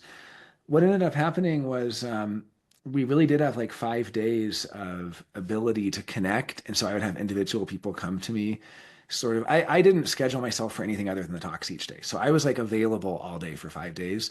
Some of that was like grief processing, or some of that was like therapeutic of somebody coming to me and being like, I only got into human design because of you. And like, you convinced me this wasn't a cult, and now you're saying it's a cult, or like whatever. And I was like, well, no, I'm saying don't make it a cult. Like, this is all, but there was this whole thing where I really felt like because we had that in-person, face-to-face ability to connect, that we could navigate a lot of difficult situations and conversations. And then there are the people that I have not had a chance to connect with, and I've mostly just seen their messages on Facebook, or some of them have sent me personal messages. I mean, it's better if they've sent me a personal message. I've done my best to answer it or to say, let's hop on a phone call. I've had some phone calls or Zoom, but some people have just posted on their page about the betrayal they've felt. And then I've read that and been like, wow, I can see that. And I wish we knew each other better to make some of that reparation, because I also don't want them to feel like, one of the big things is like divisiveness. And I've been told by a number of people, this is so divisive. And I'm like, I guess it is, but it's only divisive. I'm trying to be inclusive here. Like, I'm trying to Mhm. say, like, even if you think the book is crap and the topic is wrong and human design is not cool, you are welcome at HDHD, and you will always be welcome in the human design community that I'm a part of, or and I'm Mhm. still kind of a part of, even though I've somewhat I'm in this gray area. Like, I'm planning to come to HDHD next year. I still attended some of the talks this year. I still was very interested to hear what certain most of the speakers have to say. Like, that was something else. It was like a little bit of a tightrope this year, because people were like, well, if you think human design is a cult, why would you throw this conference? Mhm. And if you think that many of the speakers or people in human design are perpetuating negative beliefs, why would you have them at your? And I'm like, nobody, let me be clear. Nobody at HDHD do I believe is perpetuating negative beliefs. Like, literally, we had numerous teacher Zooms to talk about the topics they're going to talk about.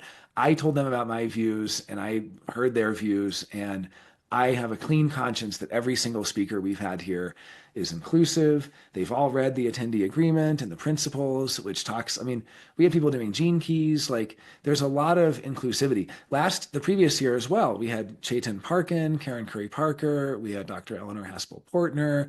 We had a lot of people that have been excluded from more conventional human design communities. So, I do feel really good about the work we've done, and I feel really good about the vast majority of people in human design. Um, yeah, I mean, I really don't think it's kind of like astrology. Like, I feel amazing about this astrology conference I just went to. Everyone I met was wonderful. I've also met people in astrology who have had very limiting beliefs. And that's just something like, oh, you're being such a typical Libra or something. It's like, well, no, that's prejudice. Like, don't, don't stereotype. Like, these are archetypes, not stereotypes. Let's use them Yeah, that way. So, that's your slogan right there. okay, I can't help it. I just make up slogans. No, no, I don't think I made that one up. I think I've heard maybe my friend Fujio Mandeville says that. But Well, I know we're kind of getting at time here, but I want to ask you one more question. And that is, you mentioned these other personality typing systems that you are exploring and interested in and have kind of been involved in. And I'm curious, how will those not become what human design has been to you? that is a really, really good question. And in fact, some of these systems, like Enneagram, literally came from an organization that is widely accepted as having cultic tendencies. I have to be really careful because I was told that by calling something a cult, I can be sued for libel. So that was something else that I was like, I didn't really know that. Okay, maybe you're gonna interview me again in a few years. I'm gonna have my cardboard box on the side of the. I'm gonna be like, so I learned. No, no, I'm joking, but no, I mean, I've been into, so first of all, I love the work of Carl Jung. Jung is where a lot of it began for me. As a teenager, Carl Jung spoke to me and really helped me through my teenage years and just helped me engage with this whole other aspect of the psyche and of the depths of personality and just, depth psychology and the archetypes and really engage with the dream world. And I've also always loved mythology. And so I sort of came into mysticism through that, almost like from the perspective of Jungian psychology. And Jung developed a personality type system that was very rudimentary. It's called the four function model. It later influenced the Myers-Briggs type indicator system, which is also very, pretty simplistic. There's only 16 types. There's 8 million people in the world. I mean, it's very simplistic sort of categorizations, but they are kind of fundamental archetypes. And then later, there were more and more typology systems developed.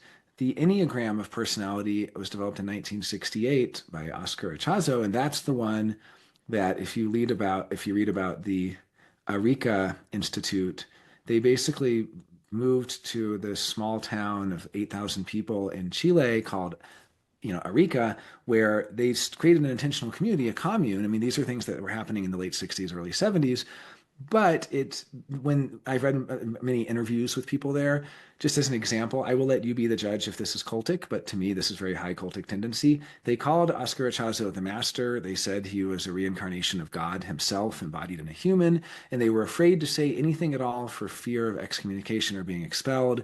And he basically had free reign to do anything he wants with no, he was just he was a god, and he had all the I'm not going to say anymore because I don't want to get sued. I don't, but basically, it was a very scary to me situation of sort of power cult thing. Well, he developed this thing called the Enneagram of Personality, drawing from mystical traditions like Sufism and Chaldean mysticism and the Kabbalah and the work of Gurdjieff and all these. He was also kind of like that. But anyway, um, it's very hard because like all these mystical traditions have figures who have created communities, and it's really a question of do they wield their power wisely or do they exploit others and control others and manipulate others? An intentional community is not a cult. It's a cult if there's a high level of control and people are afraid to speak their truth without being expelled. So the where the Enneagram came from seems very much to have literally been like far more cultic than human design ever could be. Like Ra didn't have an intentional community of people saying he was a god among men. He wasn't taking advantage of people or exploiting them. Not saying Echazo was, but has been accused of. So it's really hard. It's very hard to I mean, there's even a Buddhist organization I heard about, I won't mention their name, where since the 1970s, they were having a steady stream of like college students coming in, and the sort of head people were exploiting them. They were doing MDMA and having orgies and doing all these things and then telling them because they're Buddhists, they're like just non-attachment, like don't be attached, like don't be jealous, like overcome. Very similar to the whole Osho movement. Like if you Mhm. have if you're emotionally attached, your emotions can't be trusted. If you are feeling weird about this, it's because you have to get over your hangups. Like it was very like controlling of, and they're Buddhists. I'm like, how could like is nothing safe? But again, I think like 99% of Buddhists would never do that. It's just these things do happen. So okay, so the systems that I'm in, I'll just give a little brief overview of why I don't think they're cultic, and I have thought a lot about this.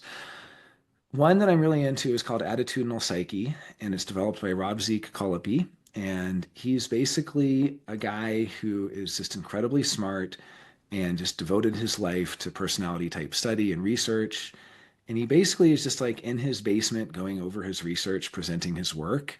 And he teaches, but it's like very affordable. And he just basically has like, you can be a member and join his classes and sort of learn from him. And, you know, he has a Discord group and he chats a lot. I have not, like, I would put him as like a 0 out of 100 for culty tendency. Like, he is just, I mean, it would be a good question. What if his system gained so much? Like, there is this danger, like, when you gain a lot of popularity and suddenly everyone wants to do it, would it go to his head? Would the celebrity sort of cause an ego inflation where he now that's something that anyone who gains any amount of power has to contend with. I didn't really mean to, but somehow this my event grew and grew and grew to be the biggest HD event in the world, and or just in terms of numbers of attendees, um, and of in person at least. We've also always had a couple hundred, remote attendees, so it's like a few hundred people, I guess, if you include them.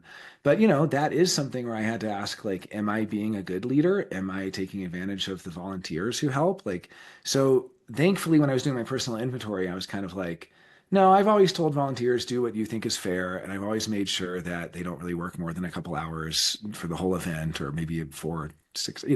I've been Mhm. very, I think, fair. But yeah, looking at attitudinal psyche, I would say zero risk. The other system, the objective personality system, started by a couple, Dave and Shan.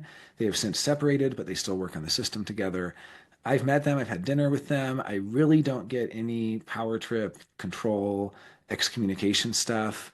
I would say that they're at a little more of a risk only because they're a bigger community of around 2,000 people that are like deep into the system. And I see a little bit of policing of like, well, are you really being true to your type? Or like, isn't this that's like every system has its own version of this. Mhm. I would put them as maybe like a 10 out of 100 for risk of cult, like a little bit more just because there is that potential for power. Um, but yeah, and then I would say that there are some, like Enneagram, I think has mostly freed itself from its origins, but there's still that risk. We already know that it came out of a very high control environment. And so there's this huge risk of like there's certain people in Enneagram who have made principled statements of like we will not tell someone what their type is. And I agree with that because that's sort of you can just say, "Oh, if you ask me, I can tell you based on my best assessment what it seems like your type in the system might be." But that's someone's identity. Like Mhm. telling someone their identity is kind of, "Oh, you think you're this type, you're wrong about yourself. You're actually this other type." Mhm. So, I think it's a totally valid question. It's something that does need to be explored again and again. And I do think different personality type systems have different risks inherently. I don't really see any risk in attitudinal psyche just because of the way Rob has developed it. Objective personality, I see very low risk. Enneagram, I guess there's a bit higher risk. I know a lot of people in the Enneagram community are also part of the Gurdjieffian community.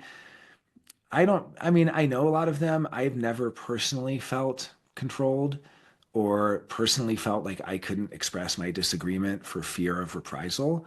That's really the yardstick I'm using. I mean, part of this whole human design cult book was about like what makes something a cult? And to me, the answer is mostly control and then also demand to a degree. Is it placing a lot of demands on you? Like, are you accepting a lot of free labor?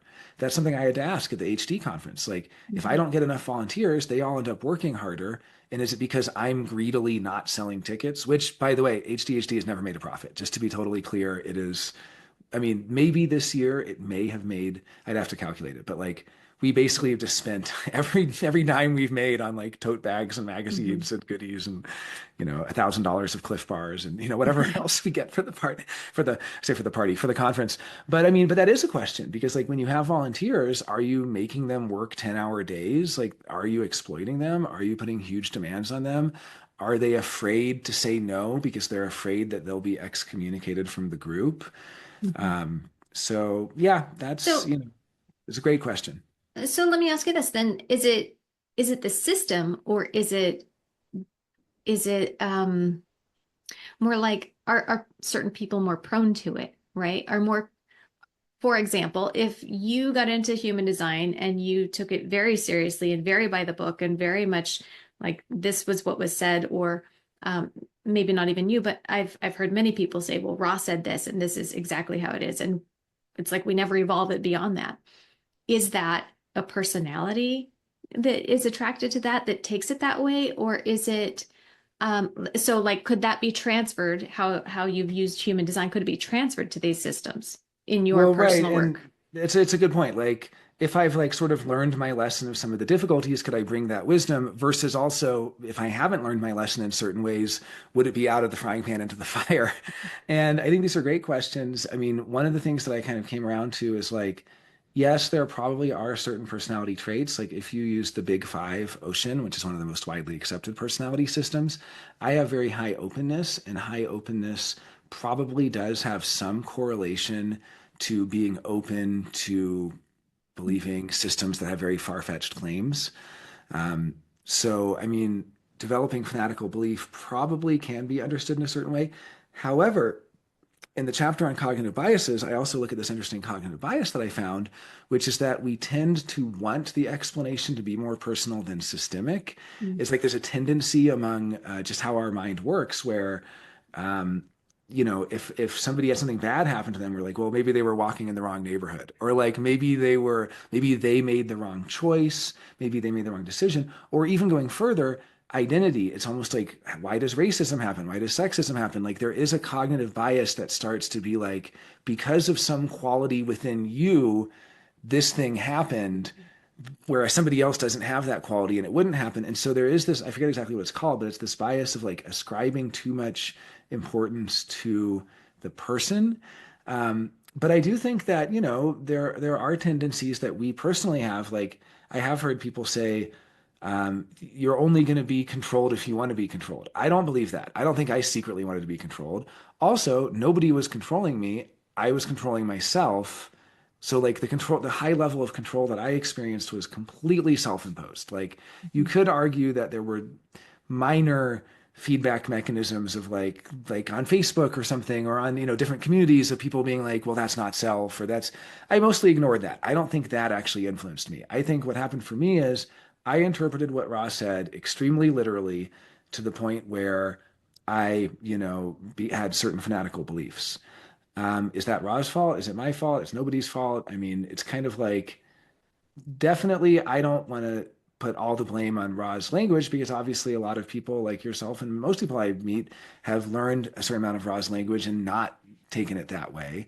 But I also don't want to not put any of the blame on him because Yeah. I do think it took people like Karen Curry Parker and others to help re-language a lot of human design, to take some of the beneficial structural aspects and help us understand them in a way that isn't controlling, basically.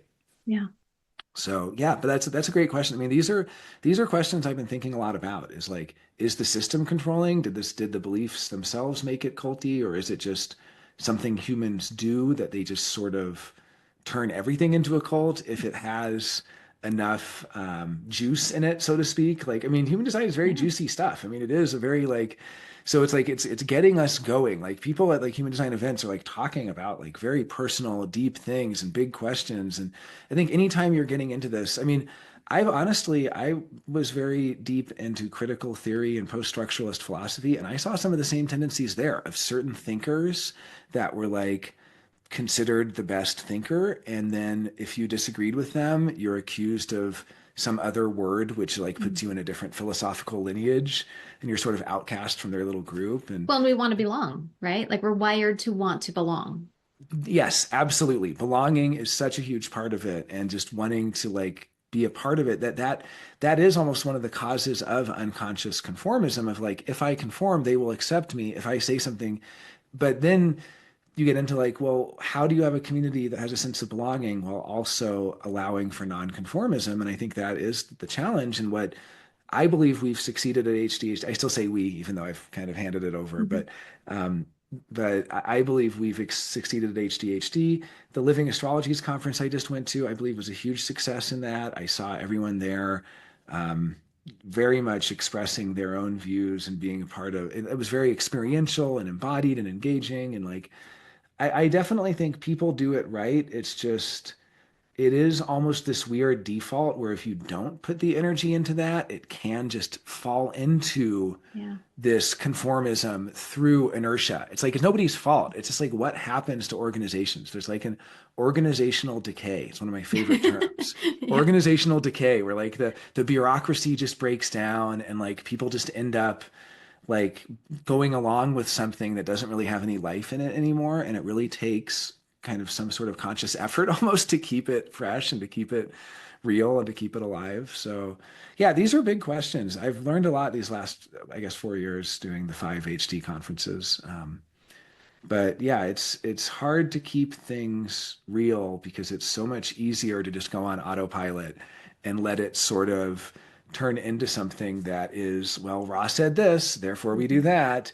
And it's much harder question to be like, well, what did Ra mean? And then even harder to say, how do I interpret that? Even if he meant something different, what do I think? Mhm. How do I feel? I mean, not even just thinking, what is embodied in me? How does my body feel in reaction to this? What feedback do I get when I live this way, when I operate in this way? So these are some of the big questions. I mean, one of my favorite questions is just like, what is it that we believe? Like, where are we committed? What are we committed to? And, it's a hard question to ask because a lot of times I'll hear, well, I don't believe anything, or not that I personally, but they'll say that they don't believe Yeah. anything. And I'm like, okay, well, that's a starting point. You believe that you don't believe anything. That is a belief. Let's start there. Mhm. But I mean, these are hard questions because it makes us sort of ask like, how is it that I've committed myself to something and what I've committed myself to been life-giving? Has Mm. it brought me a higher quality of life? Has it brought others a higher quality of life? Am I growing? Am I of service? I would say two of my biggest values are growth and service. And I used to even give this talk in the context of human design. I would say, from the context of human design, like the personality crystal reincarnates life after life after life. I love this idea of reincarnation and of growing and learning. And I used to say the body graph is just what you're given in this life. I would quote Chetan Parkin, who would say it's your karma chart. It's the Mm. karmas you've been given. And I would make the joke like, okay, I have gate 12 in this life, gate of articulation. Maybe I've had 5 lifetimes waiting to be able to articulate something, like patiently waiting until I get like the right moment that I can express myself. But then I would say, like, so what are these big questions then? Like, how are we trying to? I would say the three mechanics of human. Sorry, this is all my talks. The three mechanics of human design are the mechanics, the awareness, and the purpose. And I would say the mechanics are just what we study in the chart. The awareness is the awareness you bring to it. It's basically your own awareness as it changes. And purpose is what you find that is fulfilling in this life and that serves the higher purpose of the soul's evolution, life after life, which is growth and service. And the soul learns, it grows. I would say, what is the one thing you can take with you after death? You're learning what you've learned. That's Mhm. it. If you've learned Mhm. something, you bring that into the next life. And then what is what you give back? That's where you're of service to others. So, I mean, maybe that's just like it's funny because I still believe, I mean, I still hold on to these principles. That was how I always taught human design. I always said, if human design is helping you grow and helping you be of service, then it is the right tool for you at this time because you're able to use it in a way that I was slash am still a big past life reincarnation person because that was almost my solution to a lot of the questions in human design around like, am I the body graph? I'm like, no, you're this eternal soul experiencing the body graph, experiencing the body, experiencing life. And you're growing and you're learning and you're also serving and you're giving back. And so that to me, those are my fundamental beliefs and principles. Those haven't changed. I mean, I've been Mhm. saying that in my human design readings for years. That's been like a core part of it. So I still hold on to that. I think if I really did lose all my beliefs, it would be devastating. So it was more just like a reinterrogation of like which beliefs are in alignment with growth and service and which beliefs do I have that are actually limiting growth or beliefs that people can't grow or beliefs that aren't of service to others, that aren't helping them. Like Does telling people about the not self, is that actually serving them? Mhm. Am I actually still growing and learning, or am I stuck in this one little thing that I've learned? So anyway, those are some of my Yeah. deep thoughts with Jack Handy. Thank you for no, Jack Candy. some of my deeper philosophical thoughts. Oh my goodness. Well, I appreciate this book. And I think that, anytime we find ourselves in a system that we are identifying too deeply with, reading your book or something like it could be really beneficial to just check and be like, where are we with it? Are we taking it too literally, like word for word, without exploring what that means to us anymore? So I appreciate that you wrote this book, and I appreciate that you came and shared it with us today. Um, where can people find you if they want to connect with you, or what are you doing, or what are you offering at this point? Yeah, thank you, thank you. I'm going to be traveling, and I will be announcing personality typology classes. I recently got Rob's blessing to teach attitudinal psyche, which is something that's very important to me because I love his system, but it's like very much his system, so I don't want to take any credit. He did say to make clear, I'm not a student of his, I'm not sanctioned as a teacher of his, but he did say I have his permission as an independent researcher, which is how I feel I am also. So, as an independent researcher, sort of corroborator, I do want to teach attitudinal psyche. I think what I'm going to probably do first is teach an introduction to personality type. I've done this before, and it was a big success. And I had a lot of students coming from human design, and so it was a lot of almost like personality type for human design practitioners. I think I'll open it up more to just anyone who's interested in learning it. But, the first thing I'm going to do is sort of, I feel like this was already like giving birth to something, and it was such a deep thing to sort of go in and then externalize and bring something out into the world that we are not machines. And I've had to learn with my own creative pursuits that it takes time and I can't just jump right into the next thing. So I'm going to travel with my dear love of my life, Lena. We are going to be traveling a bit, sort of taking, it'll be like a vacation combined with exploring the new directions in personality. And I would just say if anyone wants to get a hold of me, the best way right now is going to be through Instagram, Jonah Dempsey, J Dempsey on Instagram. I'm also on Facebook. That's a great way to get a hold of me. I do have a website, jonahdempsey.com, that will eventually announce the next classes. But I love teaching. I love learning. I love exploring these questions. I love exploring the unknown, anything that is the unknown, whether that's traveling into new unknown places or, metaphorically traveling into some of these new areas of thought. So that is something that's really exciting for me, but I also don't want to rush it because I feel like this was such a big thing that I'm just going to kind of give myself a little break to digest and process some of the feedback I've received from the book because it's like the book came out, but that was not the end. That was actually the beginning of this whole Right. series of events. So yeah, just I guess if you want to get a hold of me, if you have thoughts about the book or you want to talk about it or you're interested in personality, even before the classes start, I can always point to some good websites that have info on these personality systems, and you can always get it straight from the creators themselves. Rob Colopy has an incredible website for attitudinal psyche. But yeah, just get a hold of me on Instagram or Facebook, and I'm always happy to chat. I'm an open door. That is an invitation to everyone, projectors included. Everyone of all, everyone is welcome. I do not close my door to inquiry. Amazing. Well, and if you want to get your book, that people can find it on Amazon, is there anywhere else they can find it? Yeah, Amazon right now, and then it was all I could do to get it done for the conference in time. It's going to be on Kindle and also other ebook platforms, and it's also going to be on an audiobook, and it's also going to be in bookstores through Ingram Spark. They're kind of a self-publishing platform. So those things I'm hoping to get done in the next week.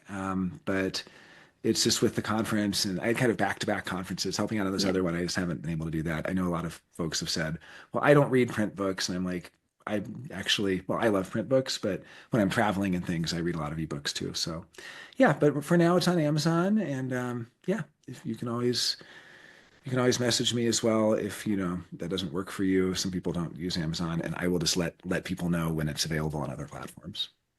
Right. Well, thank you so much for being here, Jonah. I've appreciated this conversation, and I think that it's a great conversation to have. It's one that's been kept in the dark for too long, and I appreciate you writing the book and having this conversation with me today. Thank you so much, April. It's been a pleasure. All right. If you've enjoyed this episode, please take a moment to rate and review us wherever you get your podcasts.